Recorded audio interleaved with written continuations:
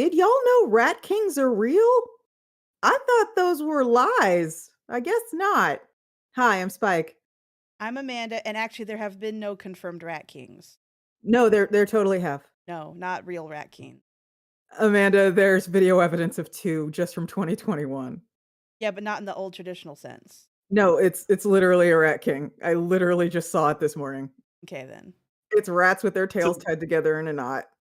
That's One not has what a first rat I'm king hearing is. No, I know it's rats who Anyway, tied hi, themselves Ryan. together. Hi, Ryan. I Our guest. Hi, Jersey. What's up, Jersey? Ryan Estrada is our guest. Ryan Estrada, an esteemed old school webcomicer who has gone mainstream in a big way. He's working with all the big names and still works with little old me. I am honored and thrilled. Hi, Ryan. Also, I'm just learning about rat kings, but I wanna say I support them. I don't know what they are. They're I'm pro beautiful. rat king, I guess. I hope I'm not gonna get canceled for that hot take since I don't know what they are. Yeah, a I rat support them. king is it has to be natural, it has to be found in the wild, but the general idea it is wild rats, usually black rats, Rattus rattus, who whose tails are kind of knotted together and they cannot separate themselves. usually compacted with poop.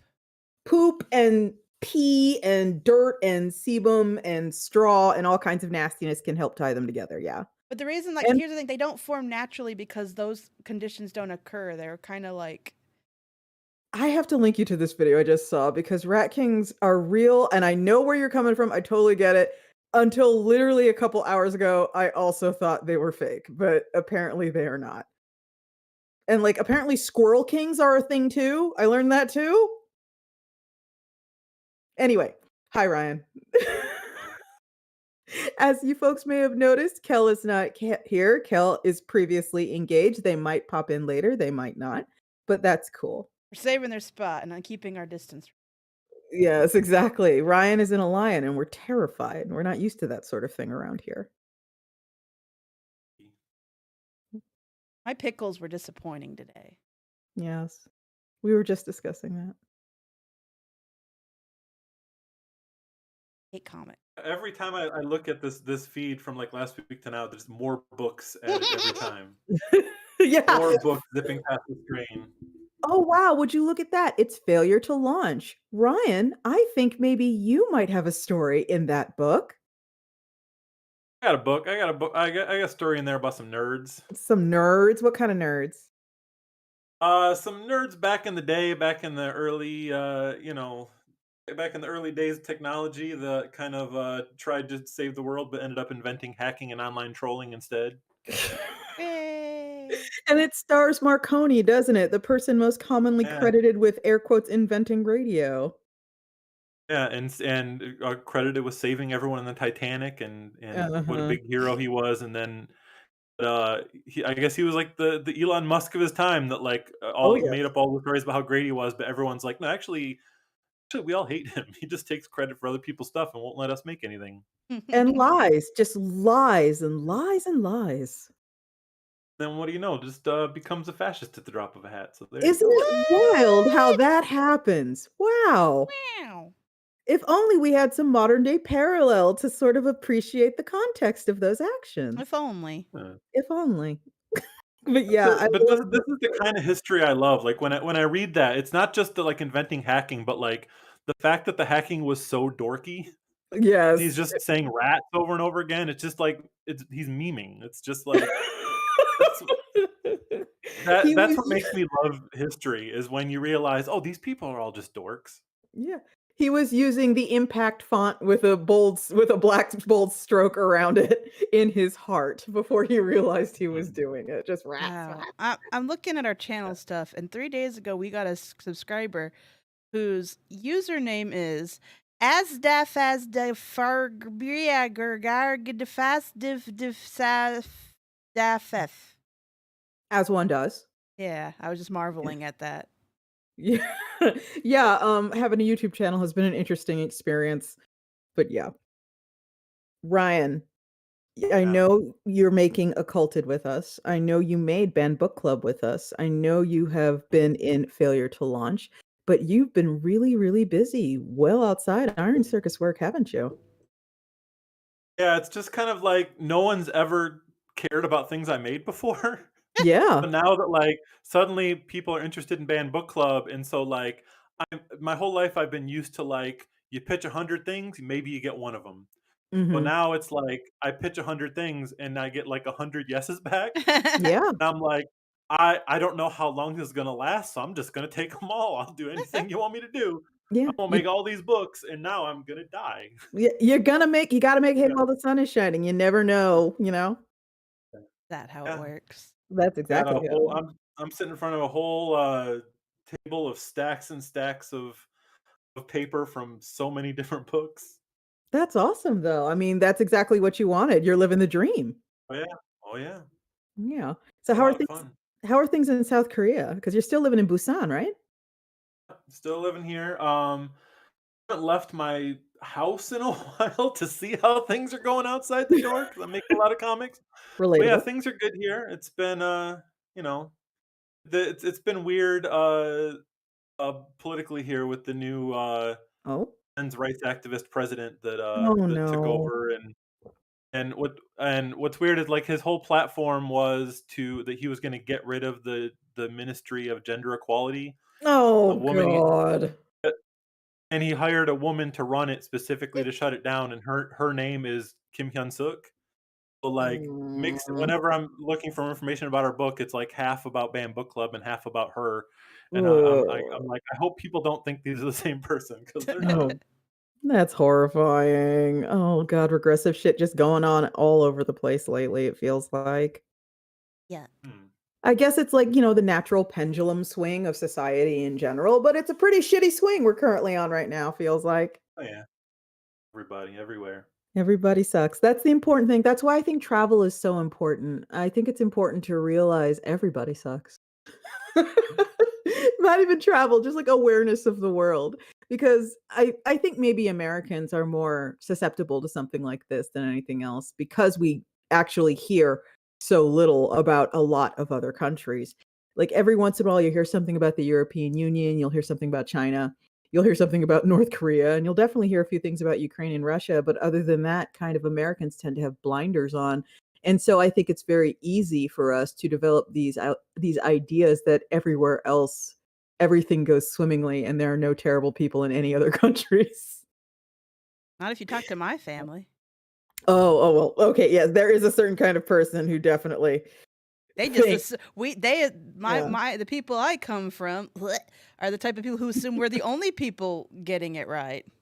Oh god, that's precious.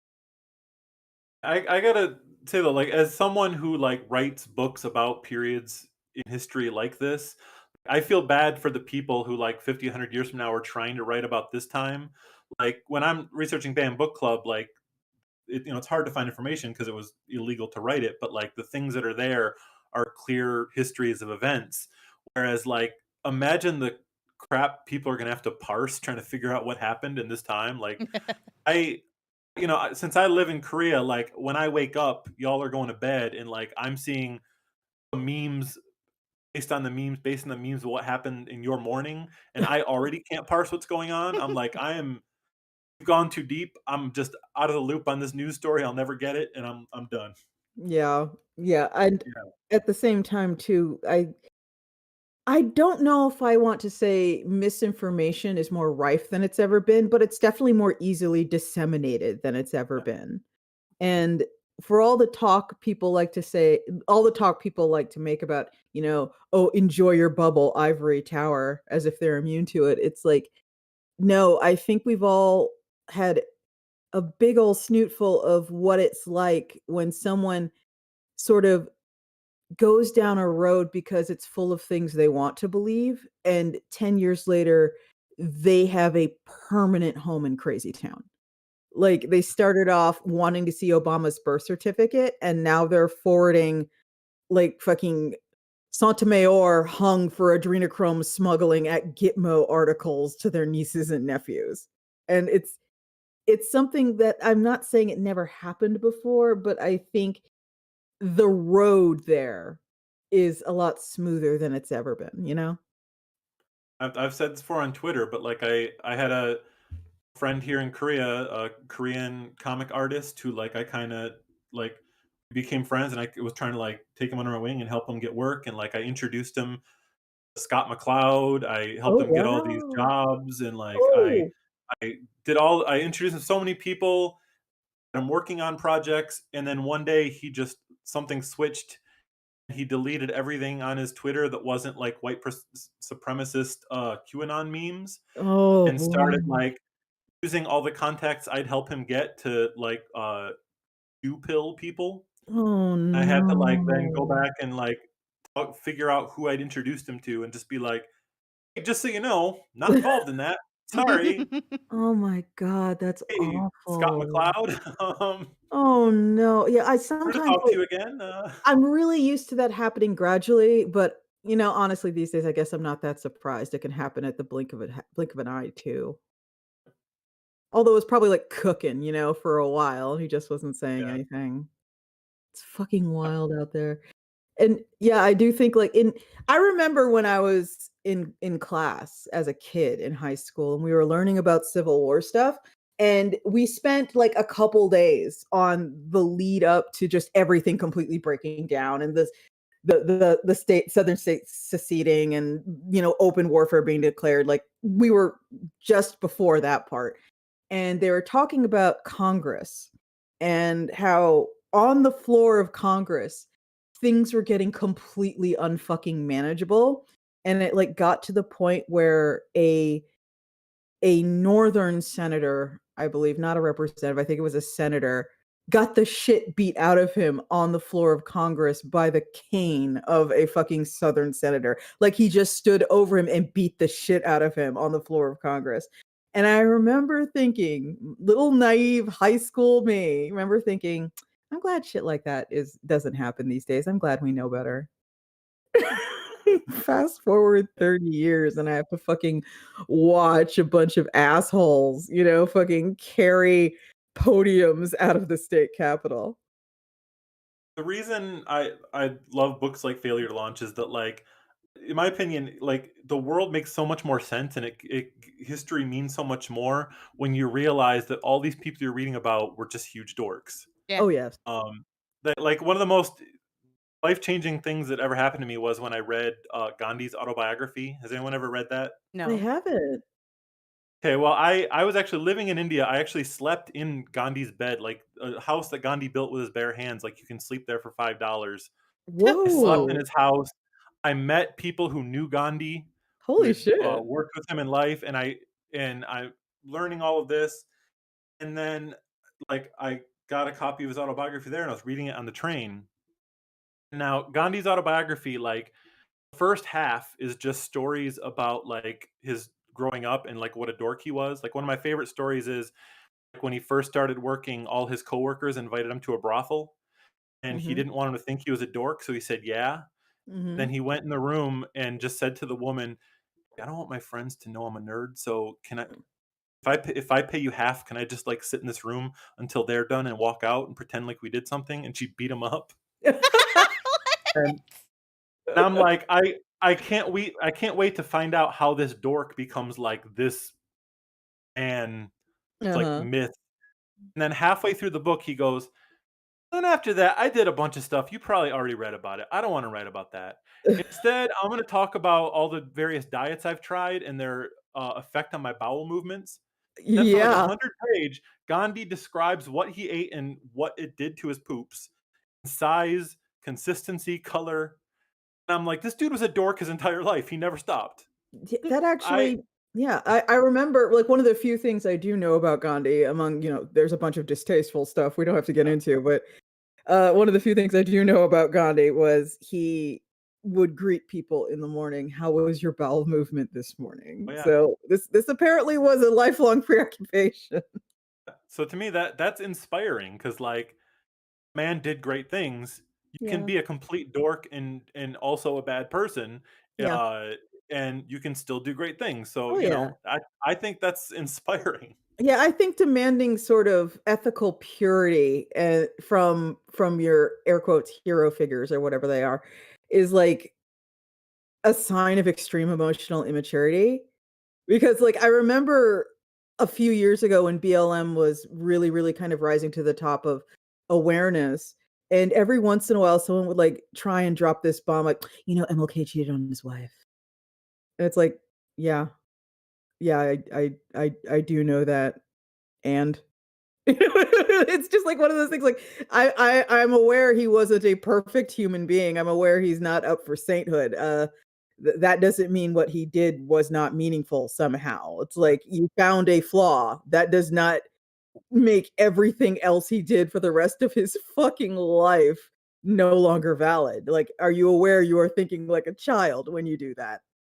So you don't do that. Imagine what you can do. Try to do some stuff. Try to do some good Exactly. stuff. I don't know. Exactly. It's just I just Doing stuff is hard. doing stuff is fucking hard, but that's what makes it worth doing, honestly. No. Yes. No. Amanda, It if being stuff was hard easy. isn't what makes it worth doing. The attention I get is what makes it worth doing. Oh my god. Honestly, though, okay, not to bring it back around to comics, this is fucking Iron Circus, I guess that's appropriate, Wait, did but you just say not to bring it back to comics? yeah, I know, I'm trying to The be thing more I keep wanting us diversified to and do?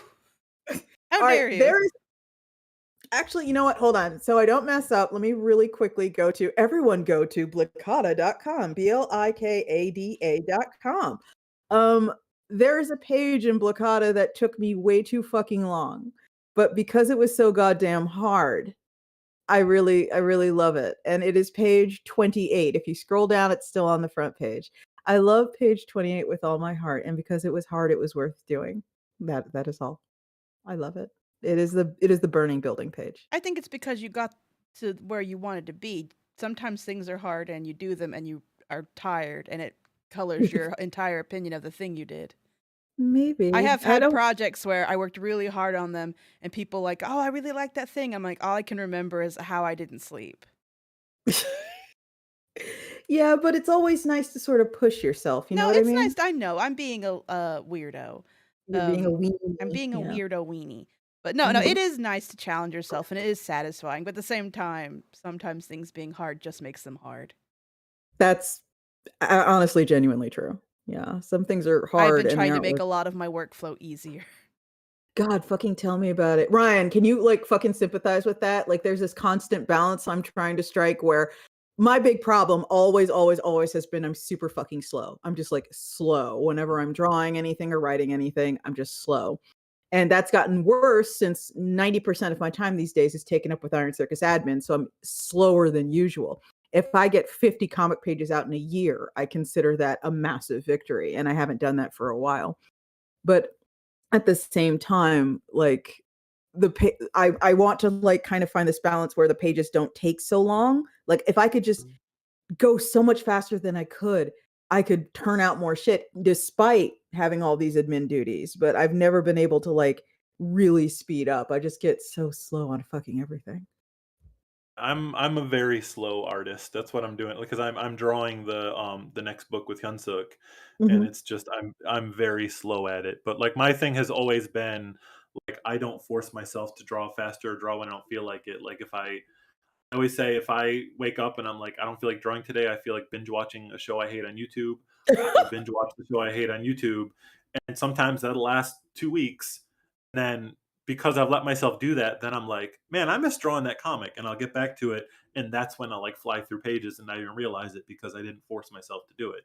Oh, But I mean, I do like for someone who's known around the world as a cartoonist, like I really do not like drawing comics that much. Like the really?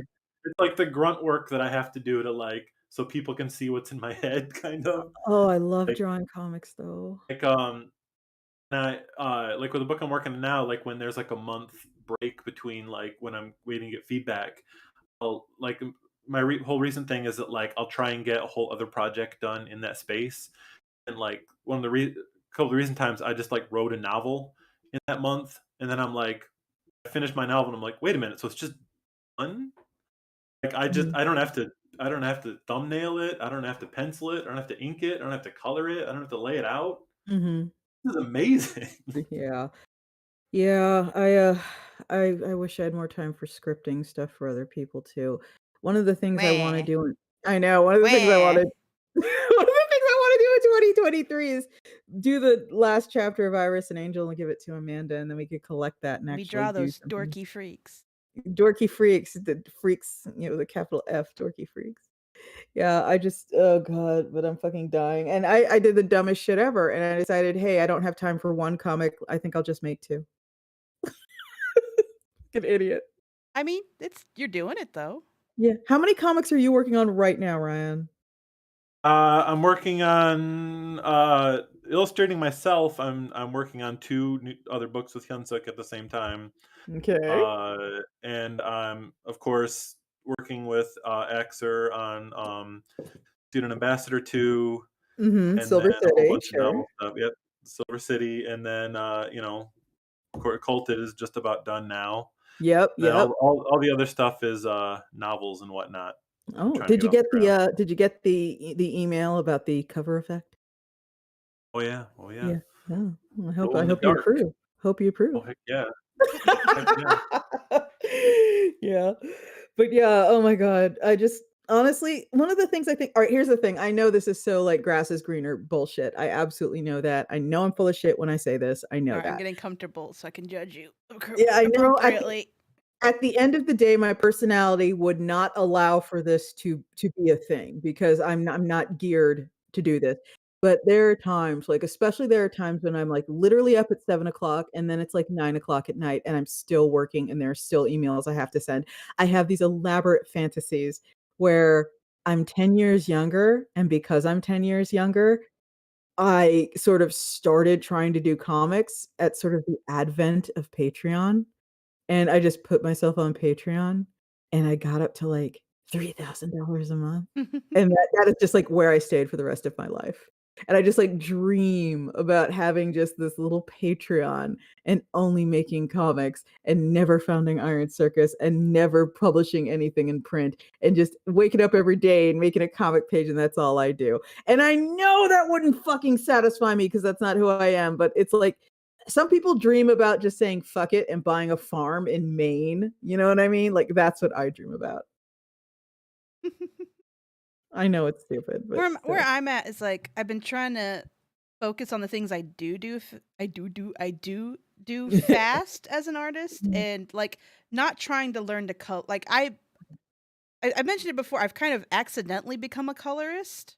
Uh-huh. As someone who like years ago was like I refuse to ever make color comics, and now I keep getting colorist jobs, and I'm like, okay, that's fine, I guess. But for my own comics, like I don't want to have to like develop a coloring style for them. So how I've been speeding those along is just doing as many details as I can in the inks and just doing flat colors. Ryan, you think you're the only person living the dream? The only person here. Like for this last couple of years, like I'm loving where I'm just now that I have an agent Yeah. that told me like I started going to my agent with like offers people were starting to give me, and she's like the offers that like a year before that I would have been like life has changed, and she's like, I don't do that, just write whatever you want, give it to me, I'll figure out how to sell it. Nice. Like, Yeah, yay! you've got the track record now. You've got this book that everybody loves. We'll see if they keep liking the follow-ups and how long it'll last. I'm sure they will. You got your foot in the door. You're the next Dave Pilkey. All right. God, the fucking dream. See, no one fucking gets that except for like people who are comic nerds. For folks who don't know, Dave Pilkey is basically Yeah, I the don't know. emperor. Yeah, he's the emperor of North American comics. He is the undisputed lord and master of comics in North America. What does that mean? Period. He is the cartoonist who does Dogman.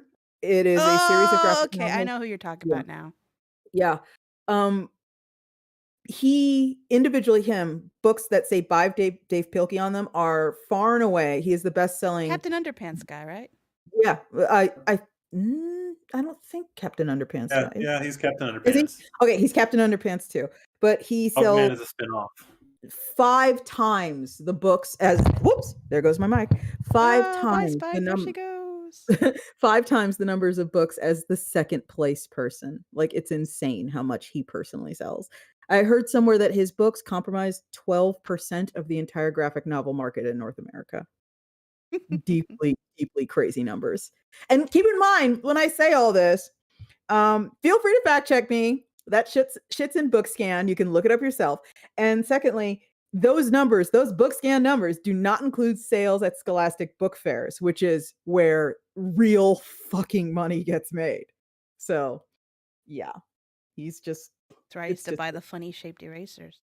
Yeah. Funniest thing about his books is that Captain Underpants was the first one that became a best-selling series, and part of the plot was the kid in the book did a comic called Dogman. And now Then he released Dogman as a series that became a best-selling series, and in Dogman there's a character named Cat Kid who makes comics, and then they released Cat Kid's comics as a separate thing, and now that's a best-selling thing. And I think there's another spin-off beyond that from that. So it's just we're going deeper and deeper inside the fictional worlds of fictional worlds. It's Inception. Yeah. And honestly, it's like one of my favorite times of year is sort of the statement of here is the state of the graphic novel market in North America that gets showcased on usually Comics Beat in like February usually of every year. And it's just basically someone who knows how to read the numbers linking you to the BookScan numbers, because the BookScan data is fucking public. You don't have to take anyone's word for it. You can go look. And they just break it down and they go, okay, here's what the North American graphic novel market looks like. And for year and year and year, the numbers have been positively fucking out of this world. Like, it's crazy how fast graphic novels are growing in North America as a market. And in my opinion, and in the opinion of a lot of people, a lot of that has to do with the fact it's been artificially small for years, because the people who controlled the comics market for years, like, literally refused to market to children. And like, that's where your audience comes from. You have to get them while they're young, and then they grow up and read graphic novels. But they just like would not make books for kids. They just fucking wouldn't. And so the market was kind of either holding steady or shrinking ever so slightly for years. And now Scholastic showed up with Bone, and next thing you know, and it's growing like double digits year on year on year on year. And there is this concerted effort by really large publishers to open their own graphic novel wings. And for a period, there's like this wild period of fucking like poaching of editors from other publishers by other publishers. Like, just people will be getting calls like, hey, you want your own graphic novel imprint? We'll give it to you if you come to us and you work for us. Like, that fucking happened. That went down. It was crazy. And now the numbers are just reflecting where all the strength in the market is. And unfortunately, it's like, I know I'm being very picky here. It's 90% of it's like middle grade stuff. And I wish there were more adult graphic novels being sold. I wish. But that's where all the power is right now. And that's a big part of why Dave is such a huge deal. And a big part of why I think Banned Book Club did so well, and why I think the new student ambassador is going to do really well. Just hoping those kids get older and they still want comics, and then someone's got to fill that void. I think that's happening. I think that's coming. I think this sounds kind of weird, but I got my fingers crossed for Ducks doing something interesting. Y'all know about Ducks, right? Yes. Yeah. Kate That made Beaton's Obama's comic. list. Yes. You saw that too, huh? Heck yeah. Yeah. Oh my fucking God. Yeah, it's like, that's the exact kind of thing graphic novels need. They need to get noticed by Barack Obama. And I know how that sounds. It's just like, book sales are all about marketing, and marketing is all about who notices you. And it's kind of like if I made a comic and I sat in Artist Alley and I was selling it, and then I went and I sat at the Dark Horse booth or the Image booth and I tried to sell it, I would sell like 10 times the exact same comic if I just had the Image logo hanging over me. And if Barack Obama is going, you know what a good graphic novel is. Oh my God, And Spike, don't. I know, right? And he holds up Don't Ducks. do a Barack Obama I'm impression and trying. where my ears can hear. Yes, it's just so fucking, it's like this. I don't know if this is going to be the one, because I've talked before in the past about how what I'm waiting on is a Bone for adults, because I Bone, mean, yeah.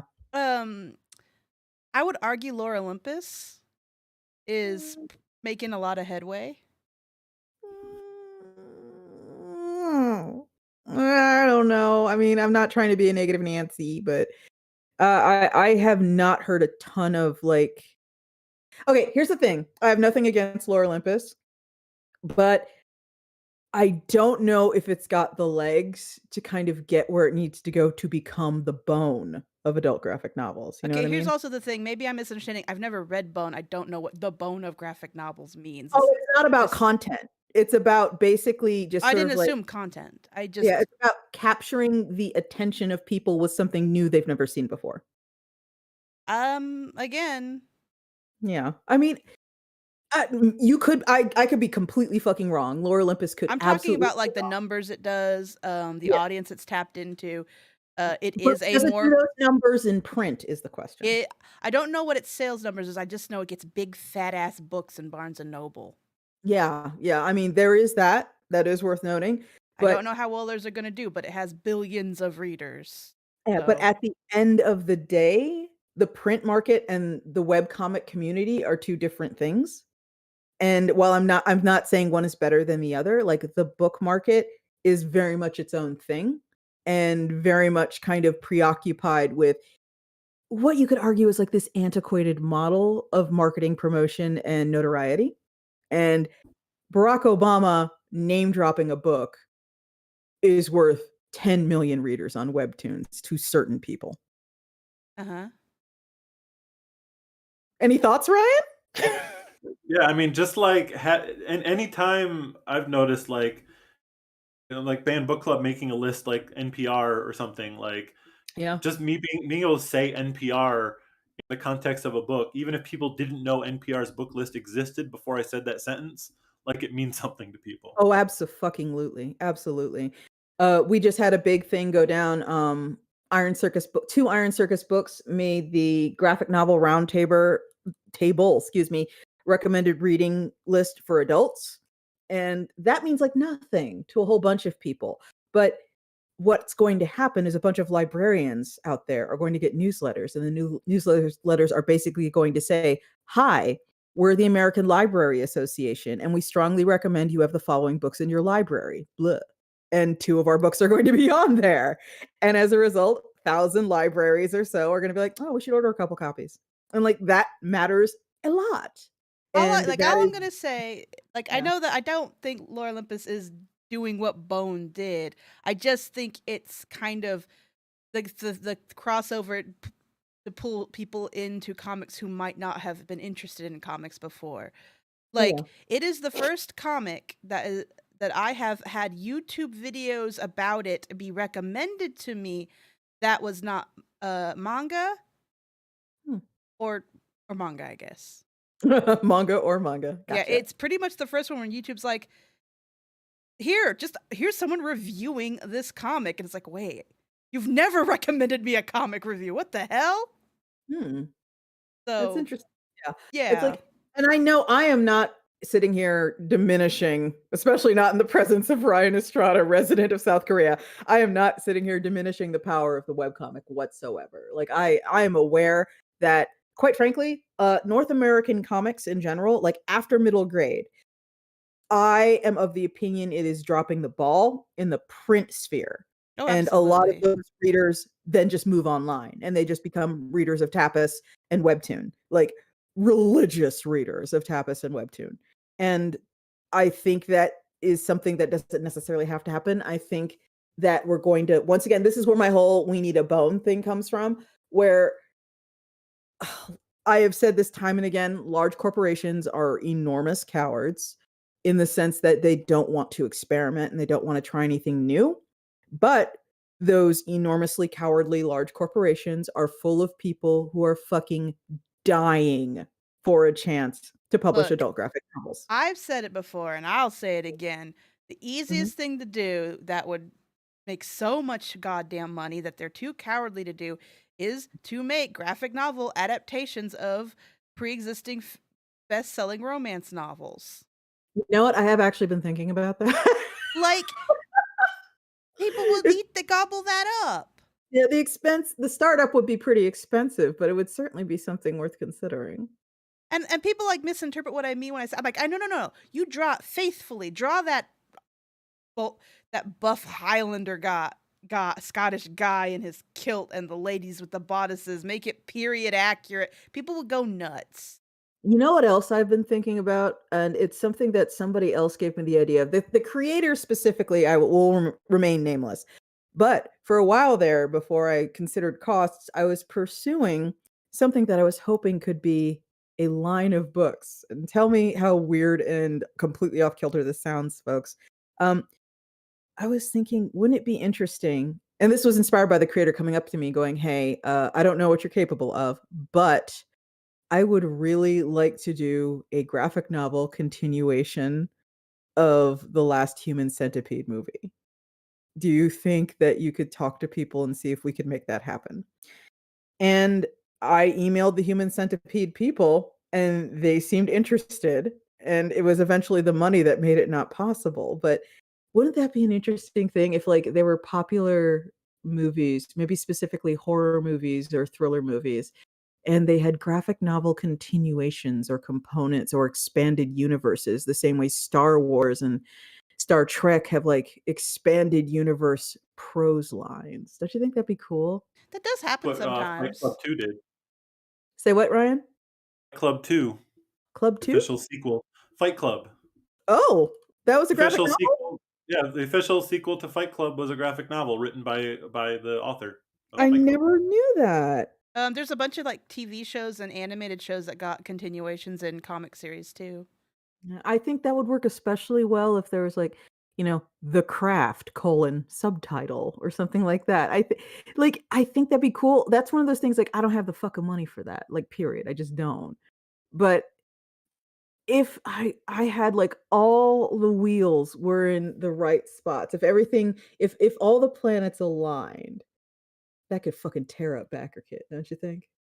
Like, if there was just a series, a beloved series that wouldn't rake me over the coals for the licensing, and a writer who was super fucking into it, and an artist who was super fucking into I it, don't and know, but that also sounds like you're gonna be having to please a lot of people. I would be absolutely destroyed by the licensing, which is like Iron Circus is fine, but it's not that fine, you know? It's not pursuing Well, the not just the licensing. licensing, but all the people who are involved in the making of those projects. It's like you're going to have to get. I remember Kel's stories about having to get approval for actors' likenesses. I was literally just thinking about that. About for folks who don't recall, the Buffy the Vampire Slayer comic, if I'm not mistaken, it was that the Sarah Michelle Gellar, is that her name? The actress who's Yeah. Buffy?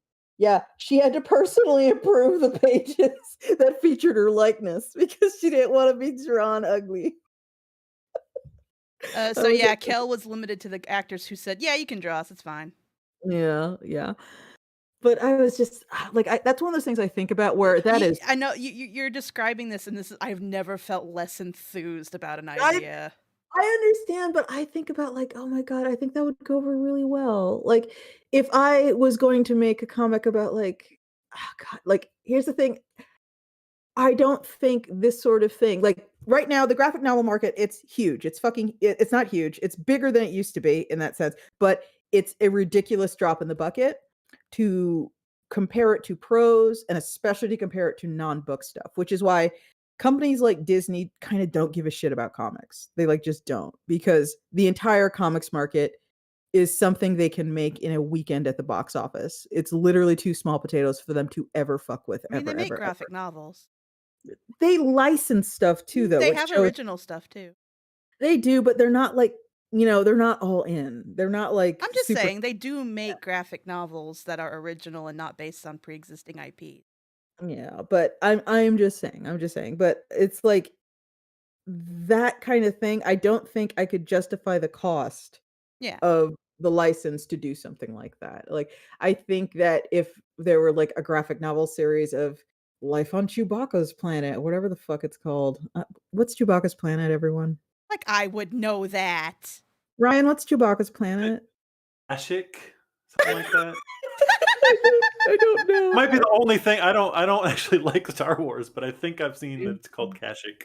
Yeah, and But just yeah, I mean that's always been like I always talk about how like my dream is to do more licensed comics, even though I know how horribly they're paid and like how annoying it is.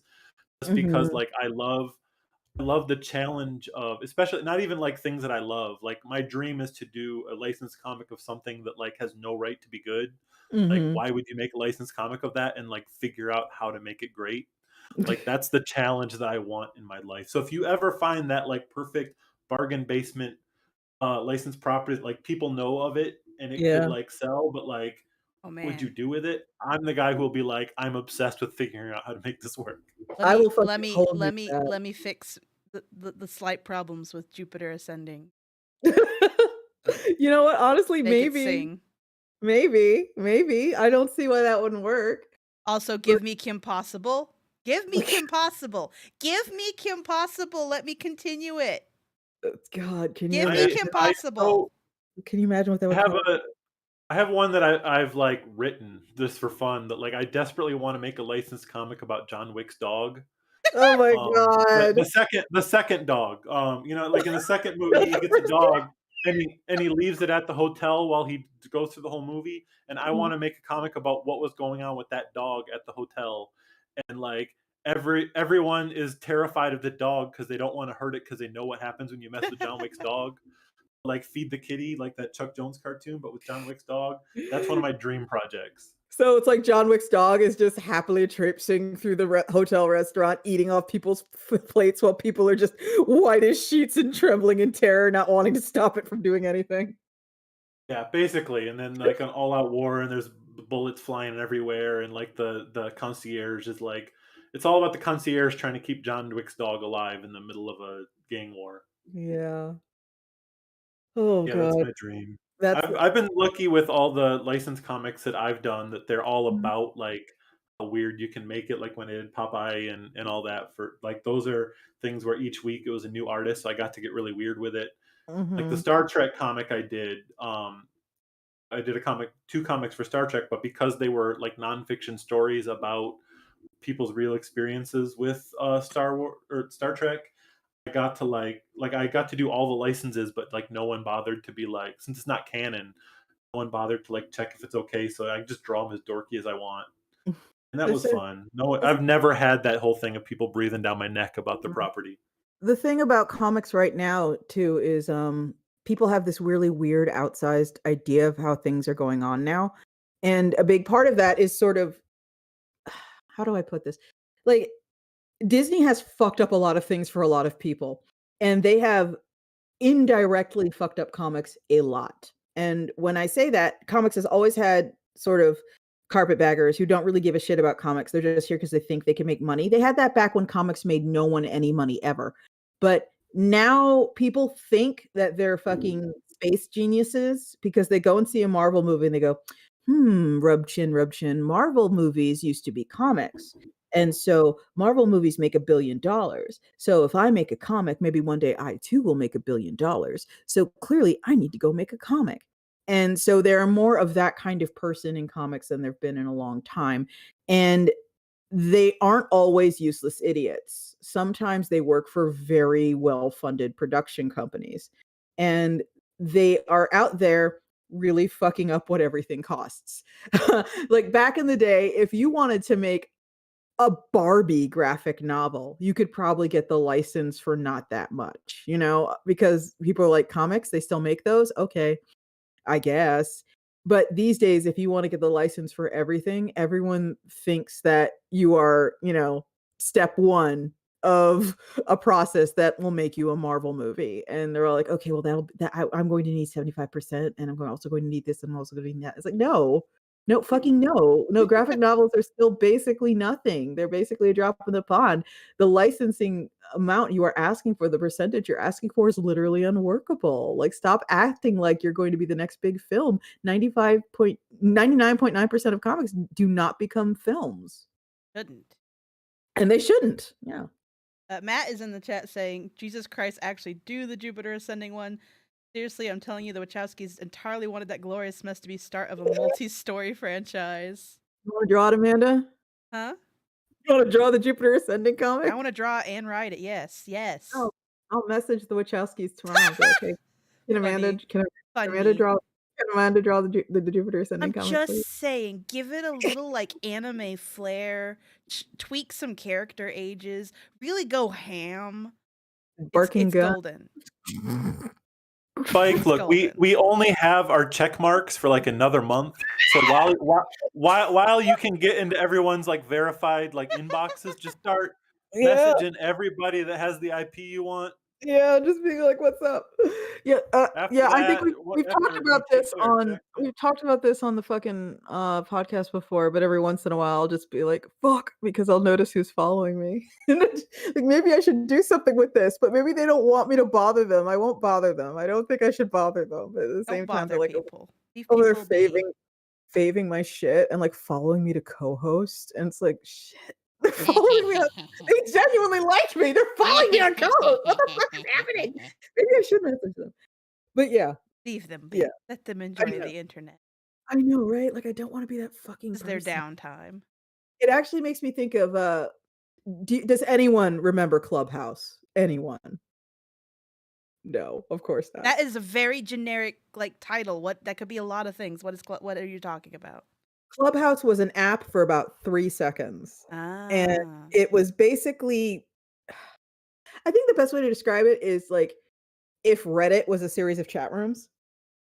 That's kind of the best way to describe it. It was kinda reminiscent of the old America Online kinda thing where there was just Ah. a You'd browse list a of bunch of different chat rooms that all had different themes. Yeah, yeah, Like yeah, yeah. this is the chat room for rat fans. Exactly, and Clubhouse was like that, but being on Clubhouse was this utterly distasteful experience from top to bottom, and I tried to make it work, but it got eventually devoured by NFT and Bitcoin talk, and I'm all like, "Never fucking mind." But the few Clubhouse things I went to, for example, I went to a Clubhouse where Spike Lee was in there and somebody it was about a film that he had done, and he was there with, like, most of the cast, and the thing about Clubhouse is it's a little like a convention panel where people kinda get up there, they do their thing, and then they will answer questions.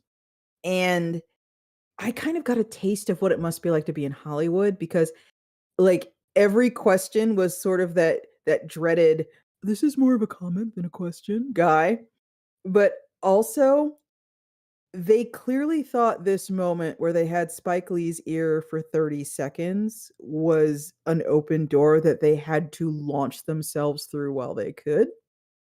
And all the questions from the audience, and you have to imagine the air quotes around it when I say it. All the questions for the audience are more like, yeah, so Mr. Lee, I wrote this script and it is called The Falcons, and it is about 3 little boys who all grow up to be fighter pilots in the US Navy in Vietnam, and one crashes in the jungle, and the other two then years later get a message from him through a time portal. And I was very interested in knowing what production company you think would be most interested in helping me promote this picture because I believe it has legs for a 3-film franchise. And it's like, that's not a fucking question about Spike Lee's movie, my dude. And every single person who, like, got up to the virtual mic did that, and it just felt kind of really gross, you know what I mean? Yeah. Yeah, Yeah. and that was an integral part of Clubhouse, integral. It's an integral part of a lot of in-person Q&As too. Yeah. Oh god, ain't it Yeah. though? Holy shit. Yeah. There's a like, I can't communicate it more clearly, but there is no one big break. I mean, in my experience, maybe there is for someone out there, but in the experience of me and a lot of other people, like, the concept of the 10-year overnight success is the one that holds true. Making it, air quotes, in comics is more about just refusing to go away than anything else. There are people way more talented than me artistically and sort of storytelling wise that didn't make it because frankly they couldn't hold out for 10 years of no one giving a shit about them. What to talk about me? Amanda, Yeah, is that That was yeah, when also I me lo saying I'm better than you, but you didn't take the bait anyway. and a lot of people are like that are coming to me and asking me questions about, like, how to get into comics, and I'm like, "Well, it took me 40 years." Um, Yeah, pretty much. And every once in a while, like, I will go through oh boy, I hear my dog stumbling around out there. I might have to go help her. For folks who are new here, my dog is very, very old, and she wears a diaper full time now, and sometimes it means she can't walk so good, so I hear her falling down and scrambling around on the ground, and I have to go put her on her 4 Scrabble, legs scrabble. but we'll see if she can get up by herself. I go through old anthologies I was in, and sometimes I have to like go back in my inbox in my email, and that goes back over a decade. And I will see old emails, and I'll be like, "Oh shit, so and so. God, what happened to them? Like I haven't thought of them in like 7 years." And they're doing programming somewhere, and it's just like, "Oh, that's a shame. You were amazing." They want to do something else. Eh, maybe. Like we don't know that. Yeah, but I feel like it's patronizing to mourn them. No, I'm not mourning them. I'm just thinking like they were really great, and it's a shame they just don't do any comics whatsoever anymore.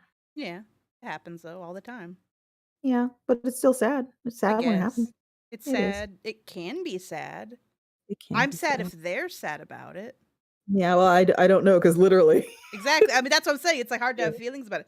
If they're not sad about it, and there's no reason for me to be sad about it. Yeah. I'd Yeah. We prefer. don't know. I would be happier if people just lived their lives comfortably and have less comics for it. I suppose that's true.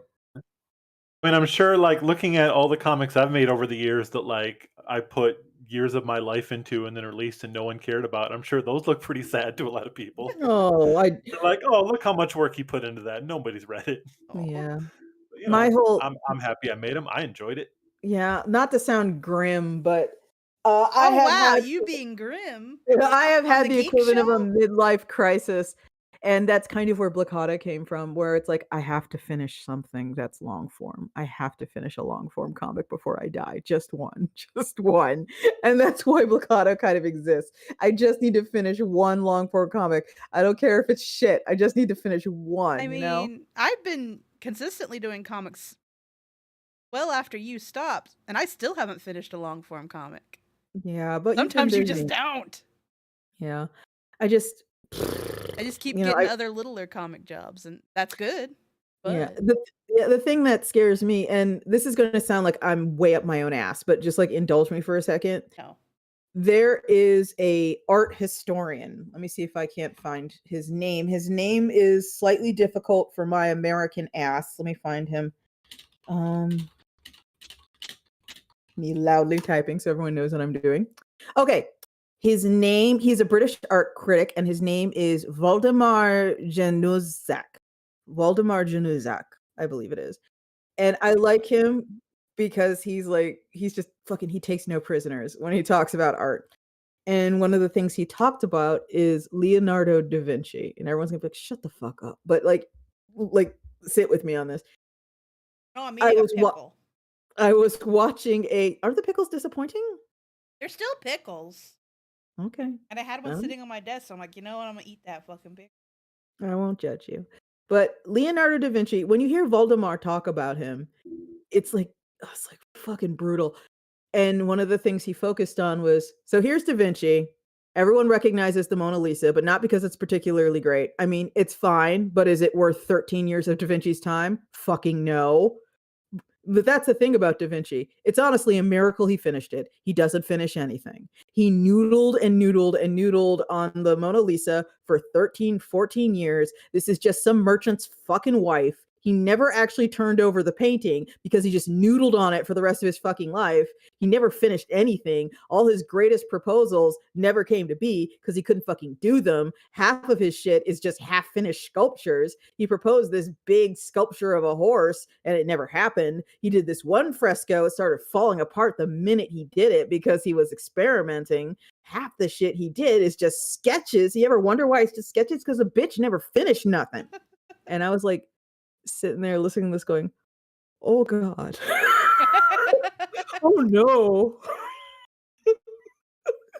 And that actually kind of like triggered a thing in me where I'm like, I have to finish something. I have to. I have to.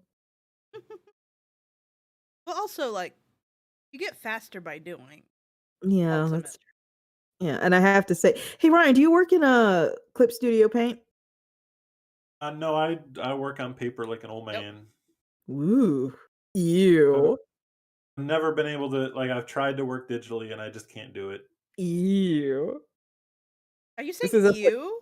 ew, yeah, this is us I like with our miss working on paper. no, this is us with our backwards baseball caps, wearing our No, not Yeezys, like kick us. flipping off the curb in front of I Ryan's house. no. I would switch back to paper in a Nice paper, heartbeat old man. if I had the money for the supplies and the room to store all my shit.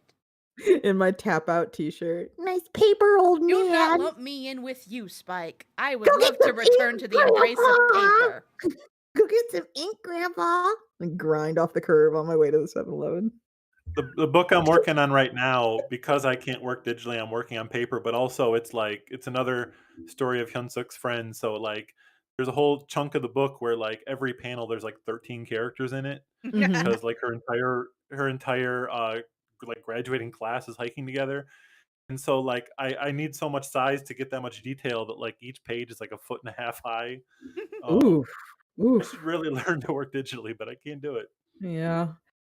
Working digitally has been a real godsend for me, primarily because they're like I get these like really shitty perfectionist streaks where I'll decide I want the page to look a certain way and have a certain pose. And before Clip Studio Paint, that meant going to Google image search and trying desperately to find photo reference and never quite finding what I want. And literally that was taking up like half hour, an hour of the my designated drawing time for that day. And I wouldn't draw anything and then eventually giving up and trying to freehand it and never being happy with how it looked. So that took like another hour and a half. And now I just whip out those models, those 3D models that have customized to have the proportions of my characters, and I just pose them. And it's like literally 15 minutes. And I'm like, oh God, thank Yeah. They're helpful sometimes. Sometimes they actually slow me down. I'm like, screw it. I was better as drawing from my imagination, what I ended up getting from it. you. Yeah. I'm actually considering going even harder core and like learning one of those 3D sculpting programs so I could have like a perfect head of a lot of the characters just so I can get the lighting just right. I haven't done Ugh, that yet no. though. I thought about doing that, but then I thought about like, no, what I like most about art is that it's not doesn't have to look real. Mhm. No, I don't give a crap. I And am I have embracing the fact that my shit is not real. It is fakery on paper. that's fair. I went to art school and I studied all about vanishing points and all that, and then as soon as I graduated, I'm like, "I'm never drawing a vanishing point." I've literally never drawn a vanishing point in a comic in my life Yeah. ever since I graduated. It's Oh like, god. I draw it if it looks alright, it's a comic, man. Who cares? Yeah, no one's gonna well, not no one. Very few people are going to like take your comic and try and measure out all the vanishing points and be like, "Well, this doesn't converge." Like very few people are What's gonna the do thing that. about art? If it looks right, if you can fake it, if you can make it like look, yeah, that looks right. It could be completely wrong. Nobody knows and nobody's care. It's only if you goof it up that someone's gonna go, something about this ain't right. Yeah, exactly. Something about this just ain't If working. something about this world looks goofy, great, it's a comic, all my characters look like goofs too. Yeah. We're fine. Yeah, and never mind the fact that like of people are just looking at comic pages for like 8 seconds, something like that. Mhm. Well, It's because I've been wanting to make my YouTube videos. I started while I was drawing over the last year or two. I've been watching a lot of videos about cameras and filmography, and because I don't watch a lot of movies, I think I've talked about this in a previous episode. I had my little like epiphany because I've always struggled with backgrounds, and I've gotten to the point where I actually enjoy drawing backgrounds now. However, while mm, watching a lot of these videos about filmography and why things are framed the way they are, and like focal lengths, and like learning, like wait a second, people who film movies, which are real ass humans, blur the backgrounds on purpose. yeah. Or they will use focal lengths that specifically get the backgrounds out of the way because they're congesting a scene. And I'm like, people who film real ass people don't even want backgrounds in their shit. I don't Yeah. have to do it. I've never. Fuck off. Never again. I mean, I still do backgrounds where it is important to have a background. But it's like, no, if though these people making movies with real ass humans in them don't don't got to do backgrounds, I'm not doing backgrounds either. Yeah. I try One to of do backgrounds, but I'm not one of these people it needs to be in on every page or you're shit. I'm not one of those people. the first web comics I did long, long ago was it's called Gamer's Edge. It was for this guy that did a blog about working in a video game store, and like I was so obsessed with the backgrounds. Like I to the video game store, like I made a point of like every single video game on a shelf in the back had its own name, and like I like elaborate jokes where like there'd be the whole series and the names of them, and I'd like have licensed games based on movies that never had games, and like design box art for all of them. And like it would take Ooh. so long, and now you look at it and you're like, comic is just unreadable. Like Yep. Yeah, your eye Yep. doesn't know where to go. What are yeah, you doing? This is a yeah. waste of my time, and I'm destroying the comic. Yeah, Yep. knowing that's so underrated. Like knowing where your eye is supposed to go in a comic page is so underrated. There are a lot of people who talk about, "Oh, I love a really detailed comics page." And part of me is like, "Do you though? Do you love the detail or do you love the clarity that, a practiced hand can provide showing where you should be looking right this moment?" I mean, that I would argue that would be a well executed detailed page. Yeah. I could Yeah, argue it's that people are what they're saying is they love detail when it's done correctly. yeah. And I think I mean, this is again my opinion. I think a lot of people are fucking cowards about blacks. I really do. I think people need more black fields in your comics, more just like big flood-filled black fields in your comics, you Or like cowards. spot blacks and stuff. Yes, exactly. Oh yes. I'm I that's been really fun to embrace as when I decided no, everything's in the inks and the colors are mostly flat. Oh my god, it's Kel! Is Kel They here? apparated. Oh god, I was watching the stream and they just appeared. Oh, Kel, welcome. You made it. You made it. Yep. Scared me a How little. I thought the thing was breaking. Ryan, I feel like did you're Oh, I did warn you Yes. that I was gonna pop in. thank you No, for well, you popping also in. said you might not. Now's a great time. I'm actually gonna go check on my dog because I hear her scrambling. I will be back in a moment. Let me just Yeah, I was doing a podcast interview to promote the live reading I'm doing for my comic a week from Saturday. And since I was sick yesterday, I was like, I don't know if I'm gonna feel up for more chats after, but I'm feeling okay-ish. Yeah. Right. How are you doing, Ryan? We're doing good. We're chatting about how people are wimps about using black fills in comics. Spot blacks and all that Oh, fun. they are. I love spot blacks. The comic that I'm working on right now, it's like I was just talking about how I'm working on a comic where there's like 13 characters per panel while like walking up the woods. I can draw the mountains and the trees in the background, and I'm like, there's a point coming soon where night falls and they split off, and I just have to draw one character in blackness. I'm like, when can I get to? And I'm also like, I know Amanda's gonna love this part because Amanda's gonna color it. It's gonna go from like Hell here's every yeah. I'm gonna have to like for the page before that, I'm gonna send you like reference pictures of like what the trees look like in that mountain, and then after that's like the rest of the book. It's just people in black splotches.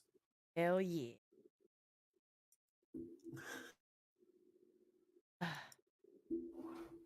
God, I actually spent the other night like I miss drawing on paper. I genuinely do. And I actually spent the other day making a brand new stippling brush. Because it's like I miss that stuff. I miss it so. But I can't like I before I moved up here from Texas to Chicago, I actually went through all of my big sheets of Bristol board, picked out stuff I wanted to keep, and shredded the rest and threw it away. It was about 3 boxes of pages. Because it's just like I can't carry this with me everywhere. It's so Yeah, much. the book I'm working on, I've figured it out so that I could like I did that thing recently when I went back to the U.S. I visited as many libraries as I could, and I hid original art Oh copies of my yeah. books that I found it there, and I've plotted this one so that I can cut out each panel individually and hide them in books, so I don't have to keep it, and they're like hidden all around. I've like got them labeled with like which panel they are underneath, and that's what I'm gonna do after this book's done. You're gonna convince some child that they can just pull panels out of a comic. I did that. I have the system I have now because I work on paper and I one thing I do love about digital is how easy it is to make borders and everything. Like Oh I'm yeah. not going to get out a ruler and do it. What I do is I have all of my pages plotted out in advance, just the borders, and then I print the borders, and Ah. then I finally found the perfect paper that's good for drawing on, but will also feed through my printer. And I just have like Uh, I have an entire wall with w- like folders stapled to it with different combinations of panels, Hmm. and I just pull one out and draw like that row of panels in it, and I don't know, it's very what complicated. what printer and what paper are you using? Hang on, let me grab the thing. Yeah, I was about to say because y'all can probably talk shop about that for real. This is I have Canson 200-gram, 120-pound mixed media paper, and it just goes through my Epson inkjet printer. So I have a Photo 1400 Epson stylus printer, and I've been putting the Stratford 500 sequential paper through it because I pencil digitally and then ink traditionally. Because if I try to ink digitally, I'll get stuck in an undo redo cycle. Like this line could be more perfect. Um, but it is easier to do pencils and digitally because it's like, oh, this person needs to be bigger or they need to be over here. And rather than redraw them, I can just select them and move them. Uh, So much of my digital work is trying to replicate how my shit looked on paper. Ugh, ridiculous. But I do not miss the very, very early days back when I had a little, like eight, like a 9 by. The biggest it could do was I think 8 by 11 scans, but I was drawing on 9 by 12 paper. So I was scanning in two halves and then compositing them later. But because it was a shitty scanner, it had a lip around the edge, so it would gently lift up the edge, whatever was going over the edge of the scanner, which meant it curved. So I would have to edit that curve out. So the first, I think, 15 pages of Love Me Nice were done that way. Just getting them, just getting the pages scanned and cleaned up and composited took, God, it took days, just days just to do that part.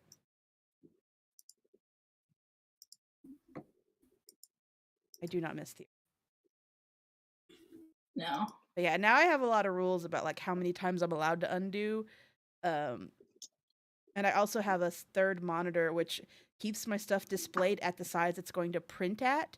So that I look Hmm. up at it a lot so I can see if I'm like, am I inking too thick? Am I doing too much detail? Because I've had that problem with digital stuff where like you're just inking way more detail that once it actually prints, it's all going to be congested and congealed together.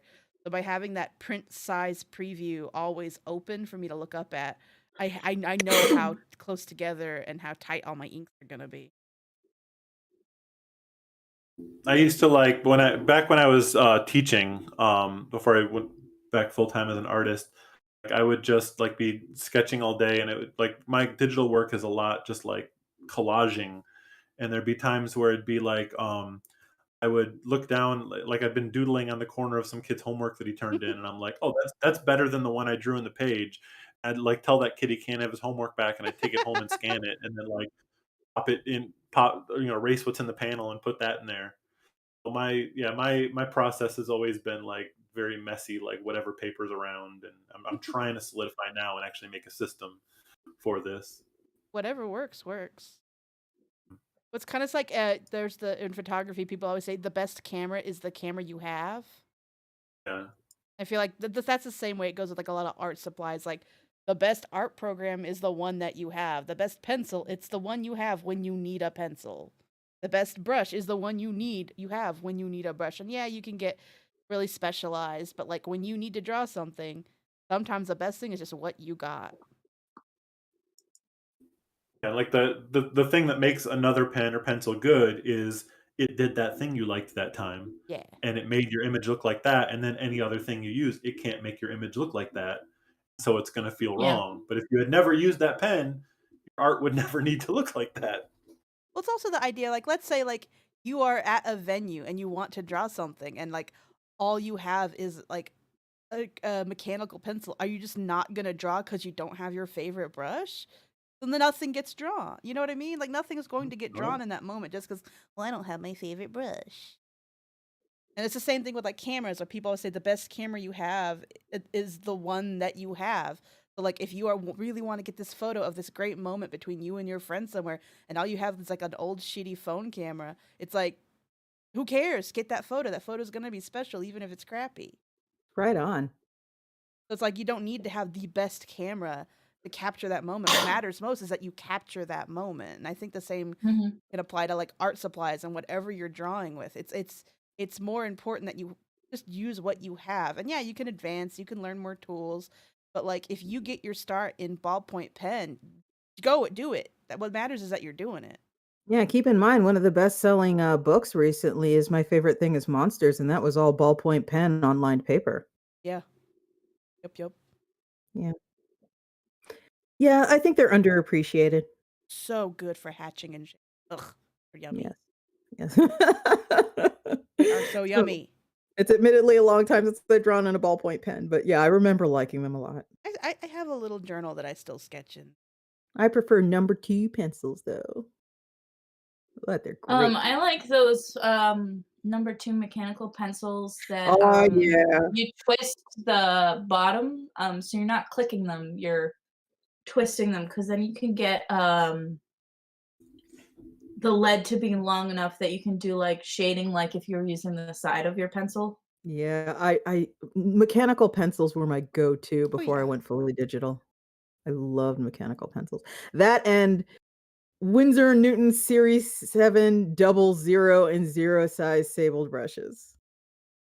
I still use the Winsor Newton brushes. I just use a number 2. Mm, Um, yeah, I still have a bunch of unused because I don't even remember when this was. It was a while back, though. There was, like, either a rumor or a confirmation they were going to stop making them or something, no, and they what it is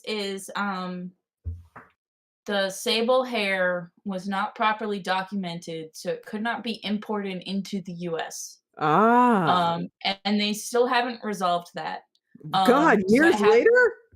yeah, because like think about how many brushes you can make with the hair from one weasel.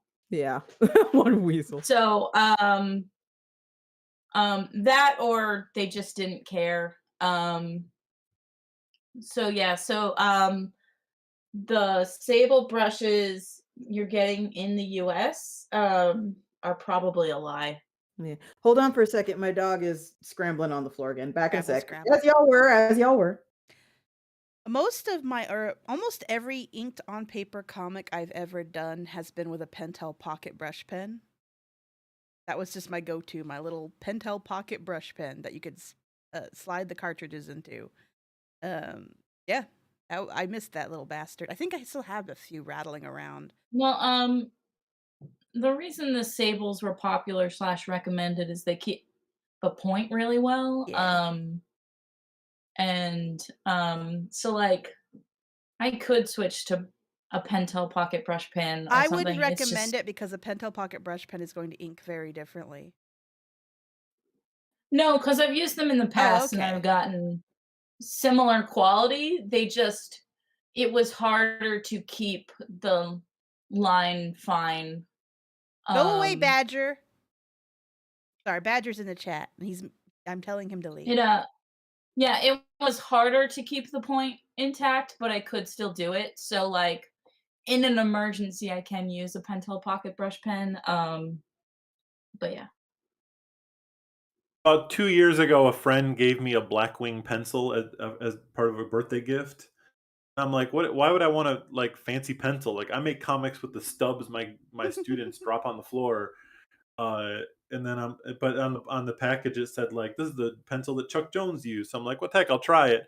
And I drew one picture with it. I'm like, God damn it! Now I have to buy these for the rest of my life, don't I? Oh gosh, I my thing early on is my early Love Me Nice pages, which were basically my first comic pages ever, were drawn in that photo blue, that kind of cyan color, mechanical pencil. And then I would, if I really liked them and I said, no, this is what I want, I would then draw over them in a similar colored Copic marker. That's one, because I could then kind of fake ink over them, and two, it made them permanent, so you can't erase them. And because I hated smudging lines, I hated. It's why I didn't like to pencil comics with normal pencils, because if I smudged a line, I'd be no. How many times did you spill ink all over a page and just fucking ruin it? Not a lot, because I drew with the Pentel Pocket Brush Pen was pretty much the only thing I inked with. Question for the room: how many times did you just like destroy a comic page with ink accidentally? Never have. Oh my Some god! little tiny smudges that I can Photoshop out later, but I always put like a teeny bit of ink in a little container. So there's never really enough ink for it to ruin the whole page I if it have gets spilled. Like, I I've have done it full with on. watercolors, Oh, where I like dumped my watercolor, my cleaning water. mm-hmm. I have dumped my cleaning water. Never ink. Yeah, I have been working on straight up pages of comics and just knocked a glass inkwell and just cascade completely like unfixable completely down the page. I mean, my boobs used Twice. to crush my sculptures. That was a different problem. I use these Japanese fountain pens called Preppy that come in a bunch of sizes, Oh and yeah. they're I have those. Those are so nice. Let me see these. they're nice and smooth, and they don't. I mean, if you like touch it immediately, it can smudge, but Yeah. it dries very quickly. There's no smudging. There's no thing like that. Leave it to Japan to have the perfect comic making materials, am I right? I got a bunch of Preppy fountain pens in my bag. Very nice. Oh, look at that. See, when I was young, I remember the thing that everyone drooled over was Copic markers. I remember People everybody still drool wanted. over them. Do they? Yes. Yeah, Yeah, I they mean, never 'cause stopped. they work well. yeah, people just like people were like, "Oh man, one of these days when my boat comes in, the first thing I'm gonna do I is mean, I'm gonna buy Spike, four remember, full you've sets." seen my Copic graveyard. Yes, I have. That is You've true. seen like all the shit I used to do in Copic. I had to quit Copic because it's like I can't afford this. Yeah, yeah. I miss Copics every day, but it's like I can't live that life. It was like I'm broke. You know what? Let me bring up my Clip Studio Paint because if I'm not mistaken, yep, there they are. Oh, do you have the Copic palette? I have cool gray Copic, neutral gray Copic, toner gray Copic, warm gray Copic, Yeah, and yeah. Copic 358. I have all the Copic sets. Yep, I have the Copic palette too. Oh god, That's also a good palette to have because those are all generally compatible with printing. Yeah, yeah. Yeah, that's why I downloaded a palette for my Clip Studio Paint that's all Copic colors Yeah. because those are all print safe. Yeah, I need to just make a pirate's horde. I need to like get all of my little plugins for Clip Studio Paint I couldn't function without anymore. All my pen sets and all my color sets and everything, and just fucking make sure they're in a zip You don't file. do in that 3 already? different places. I have it in Google Drive, but that's not enough. No. I need to have it in a second Shame, place. shame. Yes. I have so many models and so much shit I've downloaded that if I lost it, I would be inconsolable. Shame. But yeah, what'd I miss? I don't remember. Oh. You know I have the memory of a goldfish. Nerd crap. Nerd shit. Nerd crap. That's okay. I'm right at home. Mostly Yeah, we were Lucy talking about pin. yeah. Lucy, scrambled off her bed and then flailed helplessly on the floor, and I had to go help Lucy. And her diaper was wet, so I changed her diaper, and the moment I got her diaper off of her, she decided to poo, and so I had to clean that up, and then I had to get a fresh diaper on Lucy. My dog is very old, everyone, very, very old. Yes, you said that earlier. Yes, and then I had to help her. Thank I you had to for the play-by-play. I had to hold her diaper, the back of her diaper up so her back legs could, like, get purchased. And it turns out what she wanted to do was she wanted to go get a drink. So we walked over to the water bowl and she got her drink. And I left her there because usually after a few steps, she finds her footing, quite literally, and she can make her way back, but she couldn't. And that's why I had to leave for a second time and help her back to bed. Poor creature. My little grandma dog, my poor little old Poor lady. little Yeah. lady. I got a pitch out there. You The got what? projections are starting to roll in. Oh, I think I know which one this is. Yeah. Is this Sonic with the numbers filed off? Hey, not anymore. It hasn't been Sonic with the numbers filed off for an extremely long time. That's how it started, and it's very different now. It's okay. That's totally okay. That's totally okay. Listen. Oh, Matt Sheridan says, "Okay, I'm spending Thursday night home from now on. You shouldn't have to deal with that in the middle of the show." Baby, I am a partner in this marriage. It's totally fine. I don't. This is the most casual fucking stream. If like someone has to scamper off to do something, it does not matter. Yeah, it's totally okay. She's fine now. It's over. She's back in bed. She's fine. I shouldn't have to deal with it. You deal with it all the time. We both deal with it all the time. This is what's having an old sick dog is. Rip Rip to your pieces. Rip to my pieces. Yes, but it's okay. It's okay, everyone. Lucy is. I want to say Lucy is fine. She's not like fine, but the crazy thing is she's way better than she's been in a long time. Like this is a massive improvement on how this mess. Yeah. But anyway, something other than my old sick dog. Other thing I was talking earlier about how like I've been having fun experimenting with novels. The other fun thing about doing novels is like when you do that kind of thing where you just file the serial numbers off of something, like you have a pitch for something else, you file serial numbers, like you don't actually have to change it. Like you can just not describe what they look like if the reader's on them. Because I have a novel about like that was originally like a Twitter joke about what I would do if I got hired to do a Terminator movie. So I just wrote it. And I just don't describe what the robots look like, killer robots look like, and like, hey, it could hypothetically fit in the canon. I never say any words that'll get me sued. And hey, I wrote myself a Terminator book. Yeah, Iron Circus is kind of in this weird area right now where we have developed contacts. I guess that's like the way it's said. And a lot of the energy going back and forth between us is the people we are talking to want to make graphic novels, and the people we are like, and when we talk to them, we want to turn the graphic novels into something else. So there's like this give and take and pull and back and forth. And it's an interesting experience. I don't know if anything's going to work. I think it's kind of like, this sounds like we are putting on airs like fucking crazy, but it's feels very Dark Horse-ish, which only makes sense if you are an extreme comic nerd and have been like tracking things that comic companies have been doing for a while. But it feels like we're kind of in that position, and it's weird. It's very weird. And in large part, the nature of how we're being interacted with has changed significantly since the Lackadaisy film trailer dropped. And so the inbox has changed in texture and the interface with people has changed in texture. And I had no idea how this was. I probably should have been able to anticipate it, but I think, right, I am definitely not in the same league as what you're doing with like Random House and Penguin and all that. But I think it's comparable, like the sudden change in the way you are interacted with once you've got this one thing off the ground. Sounds like nice. I was saying when like it's weird, like the waves of it. Like when Banned Book Club started getting attention, like I got so many emails from like so many huge names about like it's available, we want to make a TV show. Ooh. And then I'm like, oh my god! And then every single one of them, when I'm like, yeah, it's available, they're like, can you send me a copy so I can read it? Uh-huh. And That's how it we works. never hear from them again. I hate that. That's exactly how it fucking works, bro. That's exactly how it works.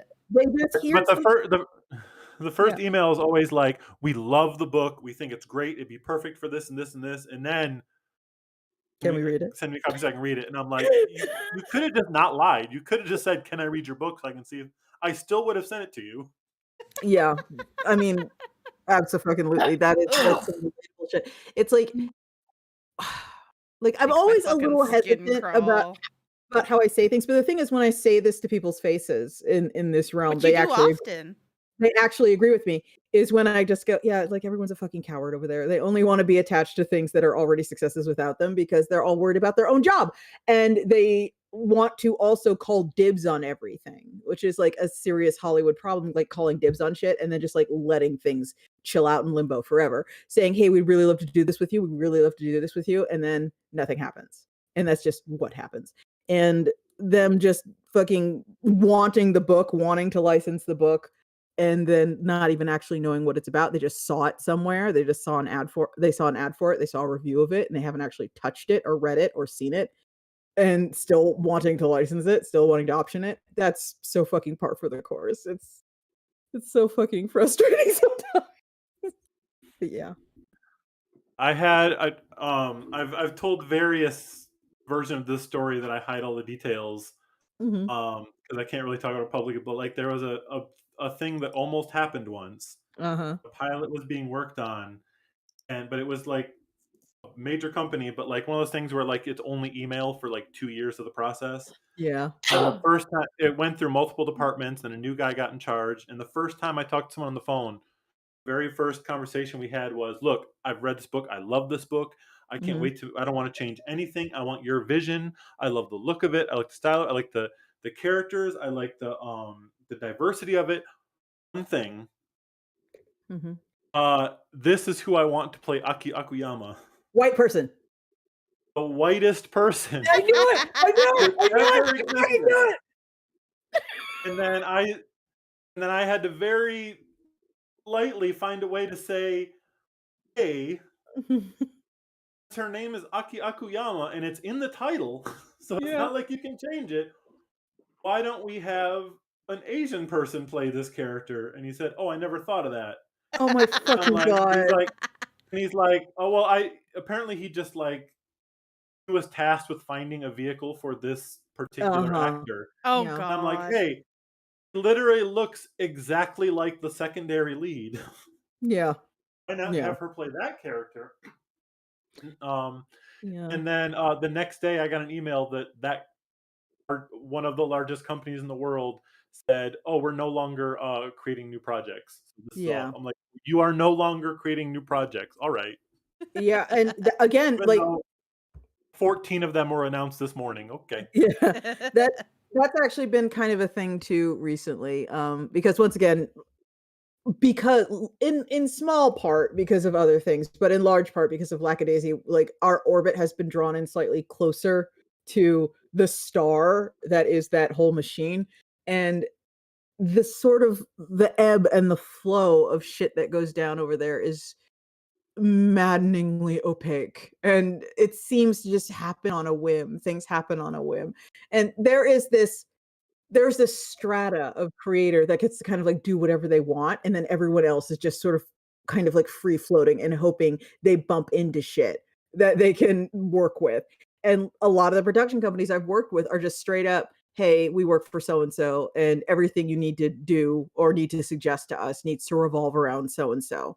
And it's like, oh, okay, I'm probably never going to talk to you again because that doesn't interest me, but all right.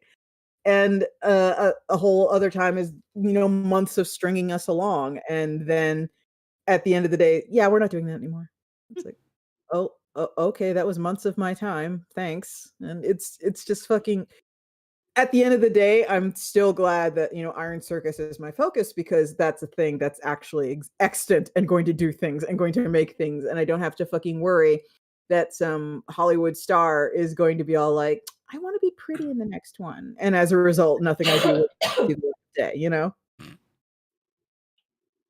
Oh, yeah. I remember during that period where I was going through that, like I was giving Spike like constant updates about what was going on with it because Yeah. someone had told Sorry, me I read that the chat and Matt said controlled by the ebb and flow of cocaine prices. Mm. someone had told me that not only if you make a deal like that, not only will they like take control over it Yeah. in film, but like unless you already have a deal in place for a publisher, like they're gonna claim the publishing rights too and change Mhm. everything about the book. So I'm like, Spike, if this actually is almost about to happen, I'm gonna email you and sell you the rights for $1 just so I can say that someone else has the rights and they can take them. Yeah. And I'm like giving Spike like daily updates, like, no, not happening. Wait, might happen, not Yeah. happening. Yeah. And then like, Yeah. never mind. Never Yeah. mind. And Wait, kid. Yeah, it's just fucking like it's the most Hollywood thing on earth being strung along forever, and then like just somebody in a suit picks up a phone and says no, and then just like fucking all your hopes, all your dreams just fucking smashed to pieces.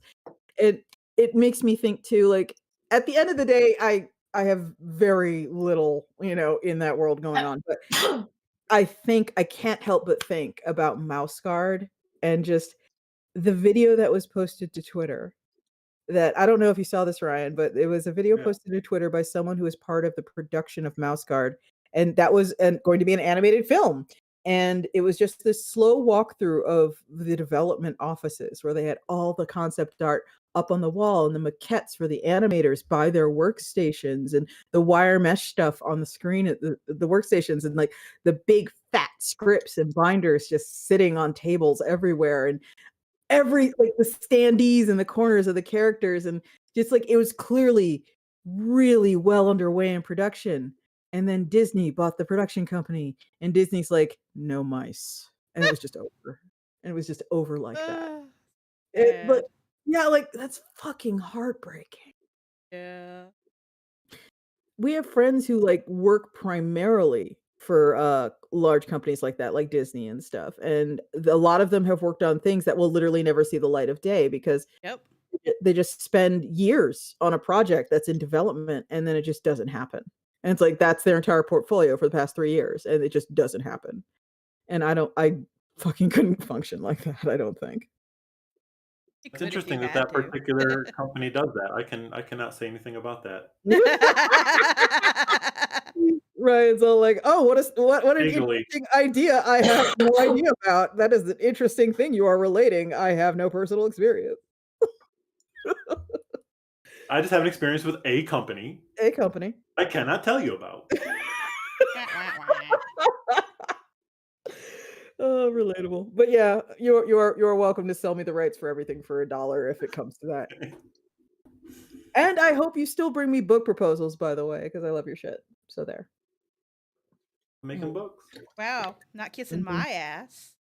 You have a Yeah, book Spike deal. doesn't love us. Eh. You both have book deals. You can both kiss my ass. Everyone in this room has a book deal from me. Don't even. Hate you both. Yeah, I just like to rile you up. I know you do. For everyone in this room except Ryan. Well, it's only because it's only revenge. It's only It's only revenge because you're mean to me. I'm mean to everyone. Haven't you Yes, heard? but I'm I with you. yes, but I have the ability to get revenge for it. Okay, that's true. Aha. Yes. I can exploit our intimacy. Yeah. God, can you fucking imagine if anyone heard this? They'd be like, I knew it was all about who you know. I love that we're doing a live stream and you're like, can you imagine if anyone heard this? Like, what are you talking about? Well, you know what I mean? It's like, because God, fuck it.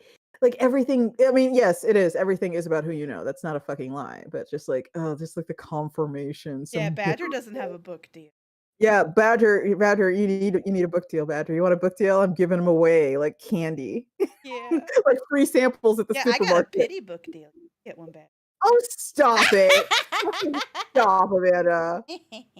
But yeah, it's just, oh God, like fucking. I don't know why I'm witch cackling tonight.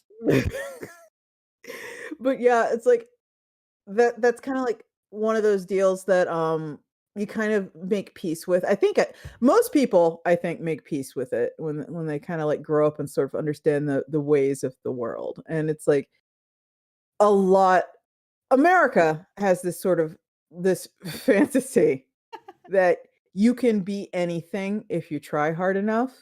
Alexis Sugden, I believe that's how you say it. I believe I've never clarified how to say your last name, is in the chat saying if you're just giving them away, I wouldn't say no.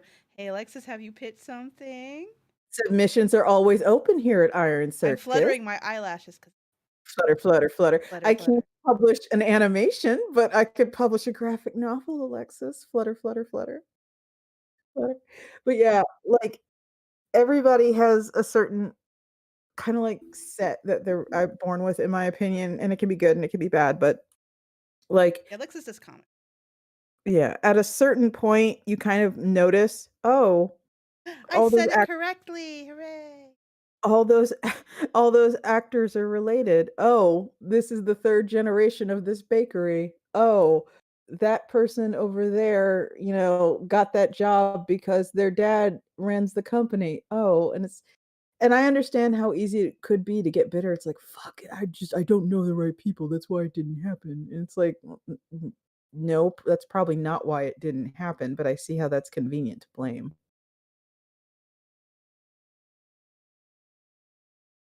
I mean, if just knowing the right people got you stuff published, I would have had a lot of stuff. Like, not to be weird, it's like I have gotten some weird and interesting contacts and friends in the Yeah? course of my career. And Yeah? why are you saying it like that? 'Cause I wanna hear who they are. Exactly me. Oh, Anyway, no. it's not there's nobody that's gonna impress you. It's just I've had lots of contacts of Type people, it, and if that type it, meant anything for like career stuff, I would have a lot more shit published. But type it for me. oh, Spike, we'll talk later. When I tell you this shit, it's not even gonna be a surprise, you weirdo. These are people you've talked to before. Good Lord in heavens. Oh, You're well, so hungry. I'm always You're hungry. so I'm never hungry for free. deets. This is not impressive stuff. It's just people who have like Who? Who? what do you mean who? Shut up! I'm just saying people who are high up in Mm, various industries that tell me. Mike, I'm going to Max! Max, save me from your wife. Get her. Max! Save me. Your Oh terrible god, yeah. wife. Help. No, yeah, every I'm once in a keeping while. fajitas in your Tupperware, by the way. Oh, cool. I could go for some fajitas. I haven't made fajitas in ages. Yeah, that's I don't know. By the way, totally random thought, Ryan, if I ever come to South Korea, will you take me to eat South Korean street food? Because I keep seeing it on YouTube and it makes me hungry. Of course, I live right near the one of the biggest seafood street markets. Oh, I would love to eat seafood from Korea. All I do is, like, Wow. on YouTube, I look for recipes a lot, and because I watch a lot of Bangchi, it shows me a lot of Korean street food, like, hauls or whatever that all these influencers are doing, and they just go and get these, like, fish cakes, and they get all these, like, little breads, and it looks so fucking good. But anyway, Yeah. yeah. I know all Amanda, the places, I know all the hot spots. yeah, give me a list of your contacts later with anything. Spike! They're not those kind of contacts. It's nobody that's gonna impress or interest you. Oh, I'm easily impressed, it's okay. You know, Get it does help to know people Oh to god, does find it? success, but they don't have to be powerful people. Like, my Oh, career no. oh didn't go yeah. anywhere until I rode Hyunsuk's coattails, and she doesn't even like writing books. And that interaction on Twitter. No one can say Twitter is useless anymore. No one can say Twitter is useless because Ryan's all like, "Hey, guess what my wife told me that she never told me before?" And I'm all like, Yeah, "Really? That'd make a good graphic novel." there you go. I stand by my constant statement that if you think Twitter is useless, you don't know how to use Twitter. I'm just saying. And I don't know who's saying it's useless.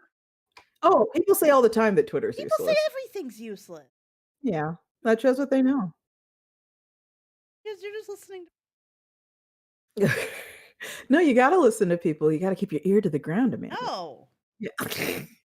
Goddamn No, I suppose I can't. I want to reach that point, especially now that I've moved, where I can isolate. I want to Mhm. disconnect more and not Yeah. care what's going on. I honestly wish I could do that, but I literally can't Yeah, afford to Matt not. said to be nice to me, even though I was being mean to you. But yeah, be nice to me. When in my life have I listened to a fucking man? No, seriously though, like, Matt will be the first to confirm that, like, I have, like, the adult version of oppositional defiance disorder. He will explicitly tell me, "Baby, don't do that," and then I will, like, look him right in the eye and do it. Eat the desiccant. It's a genuine problem. Eat the silica gel. Yeah. He's like, "Careful now, you don't know." No, but just fucking do it right in front of him. It's like, I just fucking turn out that way. But yeah.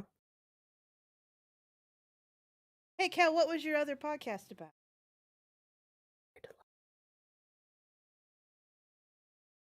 Kel's gone. We bored them to death, rip. Oh, they're muted. I muted myself because I was coughing. Oh, rest Oh, in peace. No. I was on War Rock and Ajax, and they were interviewing me about the live reading I'm gonna do Saturday, February 25th. Basically I'm gonna do I got a bunch of people to volunteer to read different parts in my comic, Fame and Misfortune, and so we're gonna stream that at noon on Twitch. Um, and uh I take it you didn't have any goblin rolls. no goblin. No rolls. goblin rolls. Are you sick or is this just allergies again? Yeah, I'm sick. I had a fever yesterday. Yep. Are you COVID-y? The test said no, so maybe it's strep throat. Breathing your ear on people is going to make them sick, so be careful. Matt says, I need to be home to be the person you run all your bad thoughts by so you don't ruin your life with them. That is more true than anyone will ever realize. Like, one of the nice things, I don't even know if you can relate, Ryan, but one of the nice things about being married is every once in a while you can just turn to your spouse and be like, I don't know "Can I if you say-" can relate, but a nice thing about being married No, is it's like you can turn to your spouse and be like, can I say something really shit? Like, maybe I'm a terrible person, but maybe you do that too. I mean, Hyunsuk just like basically anything I say to Hyunsuk, she thinks is one of the dumbest things she's ever heard. So I really know, she's not good at telling me where the balance is. I don't Yeah, there'll know. be things I will walk over to Matt and I will just say some of the meanest shit on earth just so like I don't tweet it.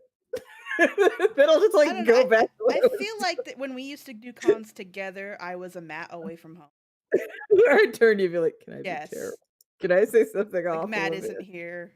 Like I just need to get this out of my head because otherwise it'll just I bounce have around. very in there. distinct memories of sitting at a table with you and going, no. Yeah, No. the putrescence in my brain it has to be tapped like a maple tree and just allowed to flow every once in a while. Oh my god. It's just a constant stream of telling you no and trying to wrestle my antibacterial gel away. I need the gel. Bring your own! Yeah, your gel is better. Stolen gel is more effective.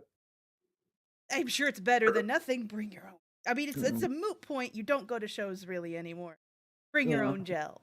By the way, Ryan, just FYI, if you ever like spot any more talent in Busan there, which is apparently an art hub, you gotta fucking let me know, okay? I'm constantly peer pressuring, and I have multiple people working on pitches for you. Right. Ooh. Fuck on. Because frankly, I like Myanmar a lot. I like Korea's comic scene a lot. But it has the advantage of it being a foreign comic scene that's not fucking locked up, just not just tied up tight as a drum, because kind of every other country's comic scene is just it has been predated down to the bones, like the dry bones. Like I'm never, ever, ever gonna publish any manga, excuse me. I know I'm not. It's just not happening. Like that scene is, despite the volume they put out, it's all spoken for, all of it. And the European stuff, I have more of an interest in sort of like the underground vibe of stuff. A lot of European stuff, and I'm not saying all European stuff. I literally have published European stuff. Fucking Radium Girls is by a French artist. Don't come for me. I publish European stuff and intend to publish more, and it's far from all like this. I've been to Angoulême, I know, but a lot of it, it's very like not Iron Circus vibe in the sense it's kind of I don't want to Pulpy? just pulpy is one aspect that's definitely an issue. And secondly, it's just the tone is all wrong, is the best way to put it. Like some of the most popular to this day comics in Europe in general is like a cowboy comic, and it's like a straight up cowboy and Indian comic, and I'm not fucking publishing that, you know? And there are other comics which are very, wow, everything you learned about Black people is off TV, huh? Like, yeah, like the underground comics there feel very like 12-year-old edgelord. And I'm like, yeah, okay. I usually like underground comics, but this is just fucking racist. Like, all the Asian people are literally lemon yellow. Like, do you think this is edgy? But yeah, not saying all European comics are like that. Would never say that. Would never say But that. you Period. did. Period. I was Period. here. I heard it. I my ears. fucking love Mobius. There's a lot of creators I really admire. I think they're great and amazing. But we're talking about the kind of comics who are available to me, and a lot of it is great. But number one, can't afford a lot of the great stuff. Number two, I like underground stuff in general, so I go towards the underground stuff, and a lot of the underground stuff is dramatique. So, you know. I was so close to until just very recently to being on a plane as soon as we finished this call to go on a European comics trip. Ooh. Because the next week they're presenting the best comic award to the Spanish edition of Banned Book Club in Madrid. Woo! Yeah, And yeah. and they asked us to record a video, and I'm like, "Oh, just come."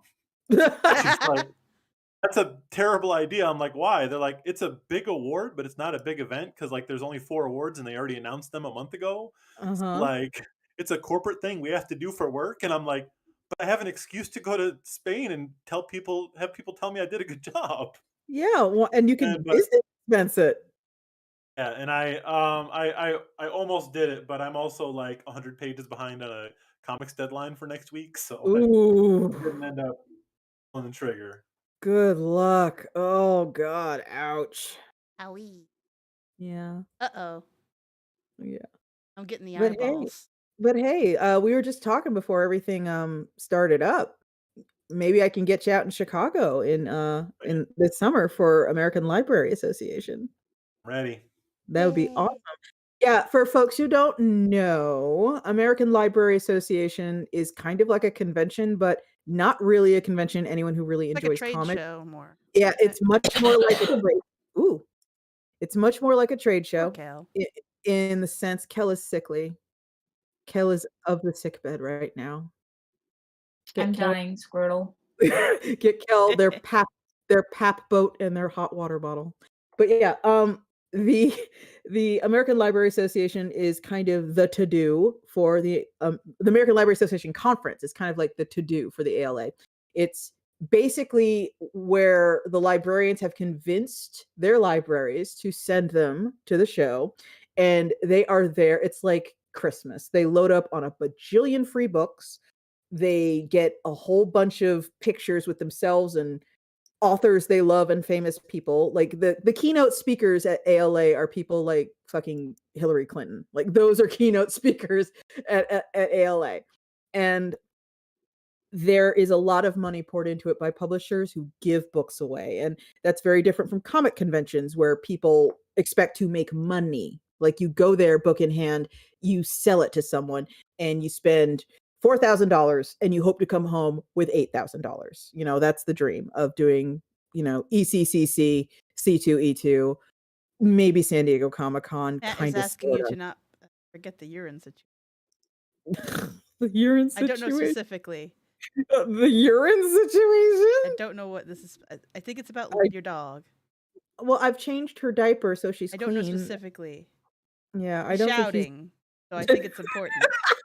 I don't know what the urine situation can be because Lucy has been cleaned up and Is has he a fresh talking about like not diaper. letting people into your home? Yes, exactly.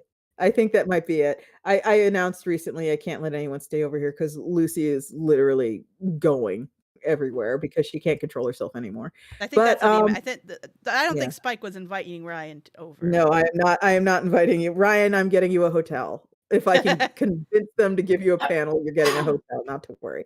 And Unless it's you gonna be want very to sleep on my floor next to my rats. Yeah, you wanna do that, Ryan? You wanna sleep on Amanda's floor? If I could hang out with rats, obviously. One of them's nude. Yeah, so It has no fur. It's like a testicle. But It's pretty great. I'm not Twitter. I'm not gonna block pictures of Yeah, you My can caress scandalous a creature. little nude rat. It'll be fun. It'll be To a be fair, bonus. if any comic friends are in Chicago and want to touch rats, they may. Yeah, okay, so Matt is saying, "I'm making sure you don't invite anyone to stay on our couch. Nobody's to be subjected to this." No, I mean, no, you no, could no, no. also stay in a hotel and then come touch my rats. That's also a Amanda possibility. will smuggle a rat onto the ALA I will floor, and not. I would never do that to a rat. you could just caress it in your shirt pocket while talking No. about your book. But No. but That would yeah, stress them out. No.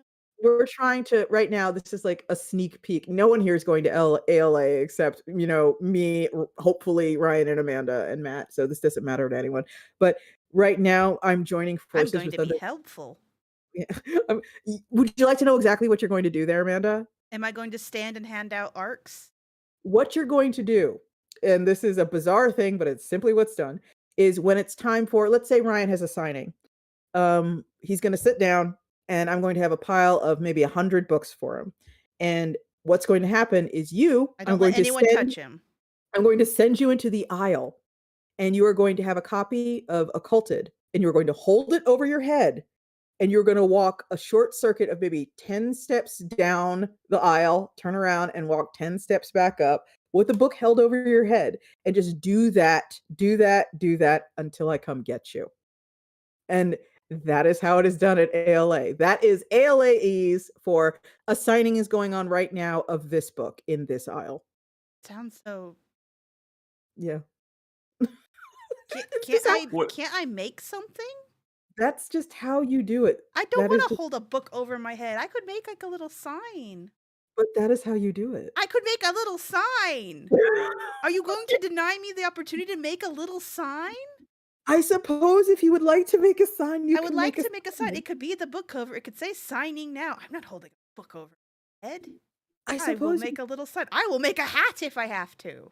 I'll make a hat that looks like a book.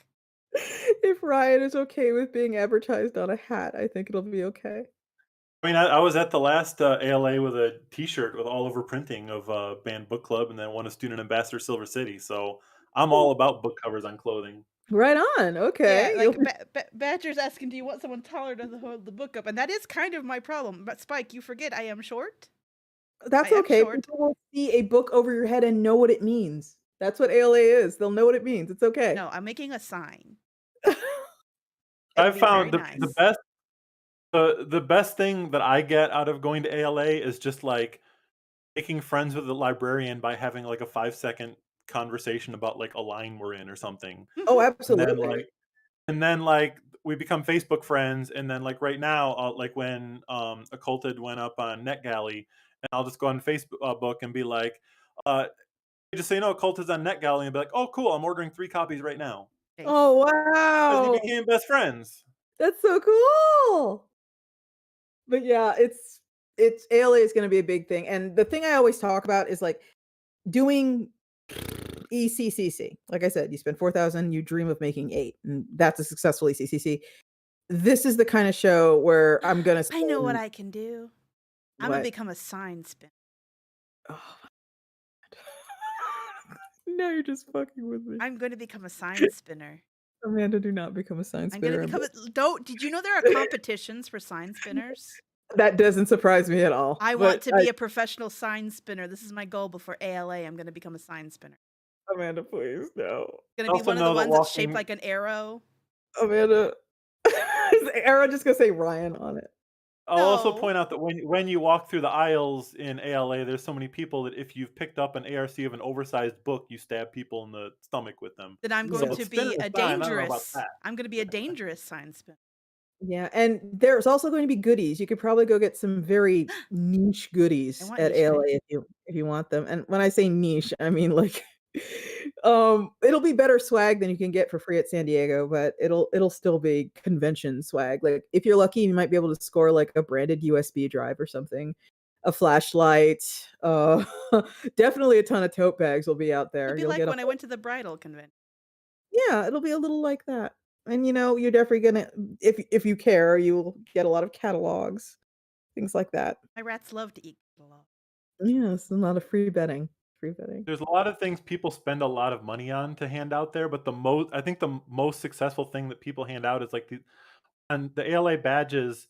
They give them to you. They give you these little ribbons that go on the bottom that say whether you're an author, an exhibitor, a speaker, or whatever.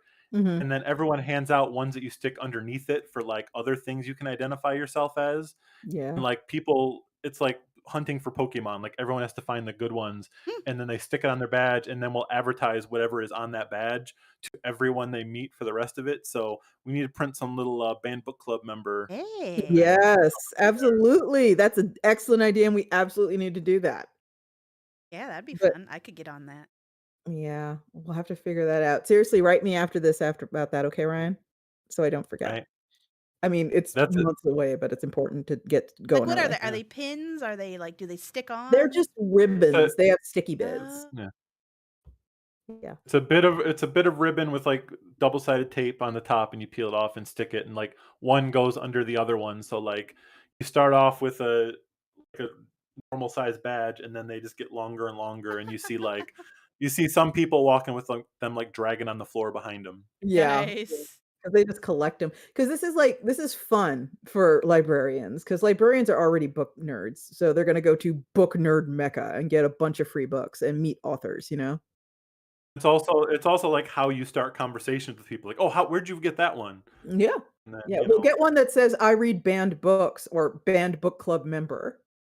yeah, there were a bunch of banned book related ones, but I think banned book club member with like a little picture from the book on there. That's gonna Yeah, that would definitely do well. We're already talking merch, and it's not till June. It's not Dang. merch. It's merch. It's free. It's giveaways. How about giveaways? But you have to start talking about this shit early. Oh, absolutely. I've been literally harassing my distributor for like a week. Just like, "Hey, hey, hey, can I get a list of the deadlines? Because I want to propose a lot of stuff and I need to know who to propose it to." And I literally just got an email today that was like, "Okay, we're gonna get going on this soon, I promised. But like, you need to email this person and not me." It's like, okay, all right, I'm Oh just man, saying.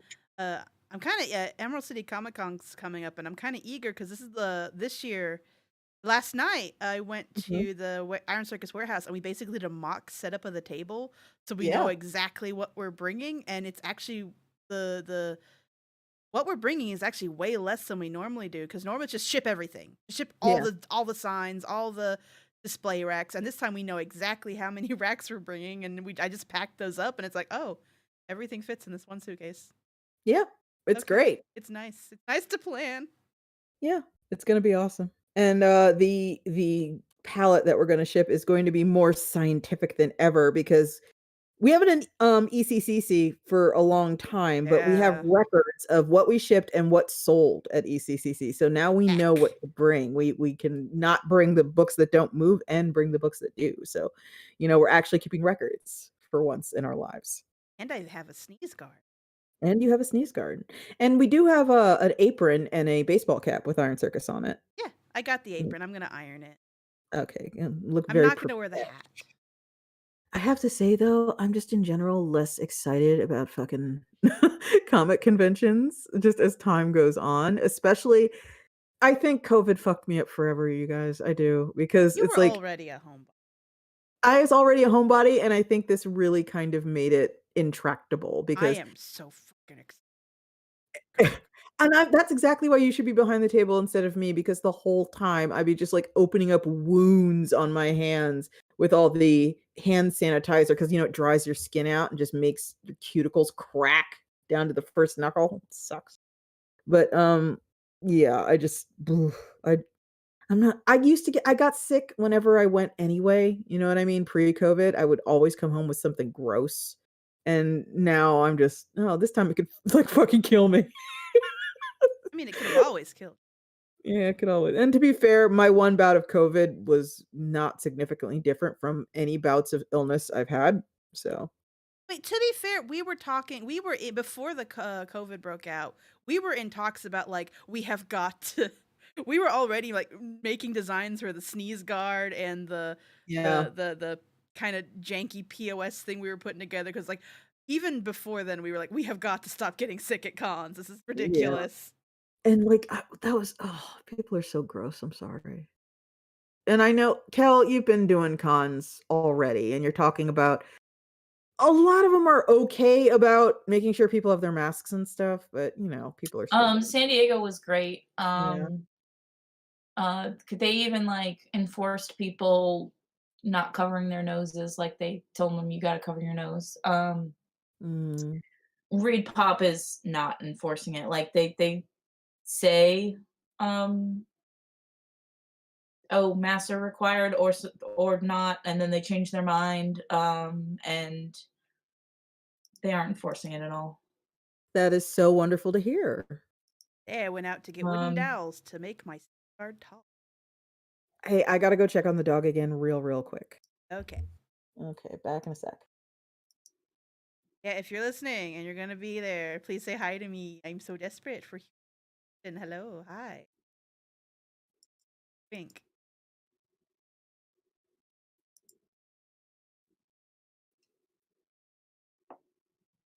Ryan, do you do Comics. cons for fun or only for business? I used to go every month. I used to go to cons here in Korea.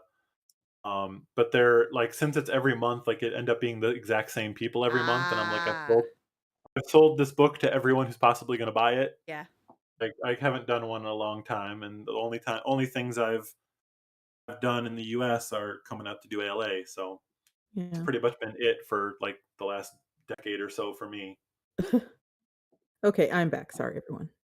We're gonna be Korea's doing. Korea's really weird that like there's no I think I said this before, but there's no specific con that like is for meeting the creators of the things you like. There's Huh. fan cons where people selling the fan art, and there's corporate cons where it's people looking to do business mergers about characters, but there's nothing in the middle. It's really weird. Huh. You know what that makes me think of, Ryan? When we are a little less swamped, because Iron Circus, as I'm sure you are well aware, is expanding into all kinds of disparate things this year. But when I'm a little less yakety sax running around chicken with my head cut off, one of the things I've been wanting to do for ages is the licensing expo in Vegas. Have you heard about that? I've heard you talk about it. Yeah, I want to see that. Just to go, just to fucking Road see. trip, road trip.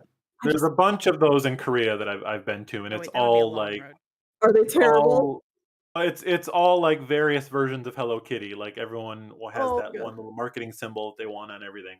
Yeah, like the egg with the butt. Yeah. Yep. I don't even remember the Hidetama. Gudetama. Yes, the egg with the butt. The egg with the butt. I like that one. Been to plenty of those conventions just to walk Oh. around and see.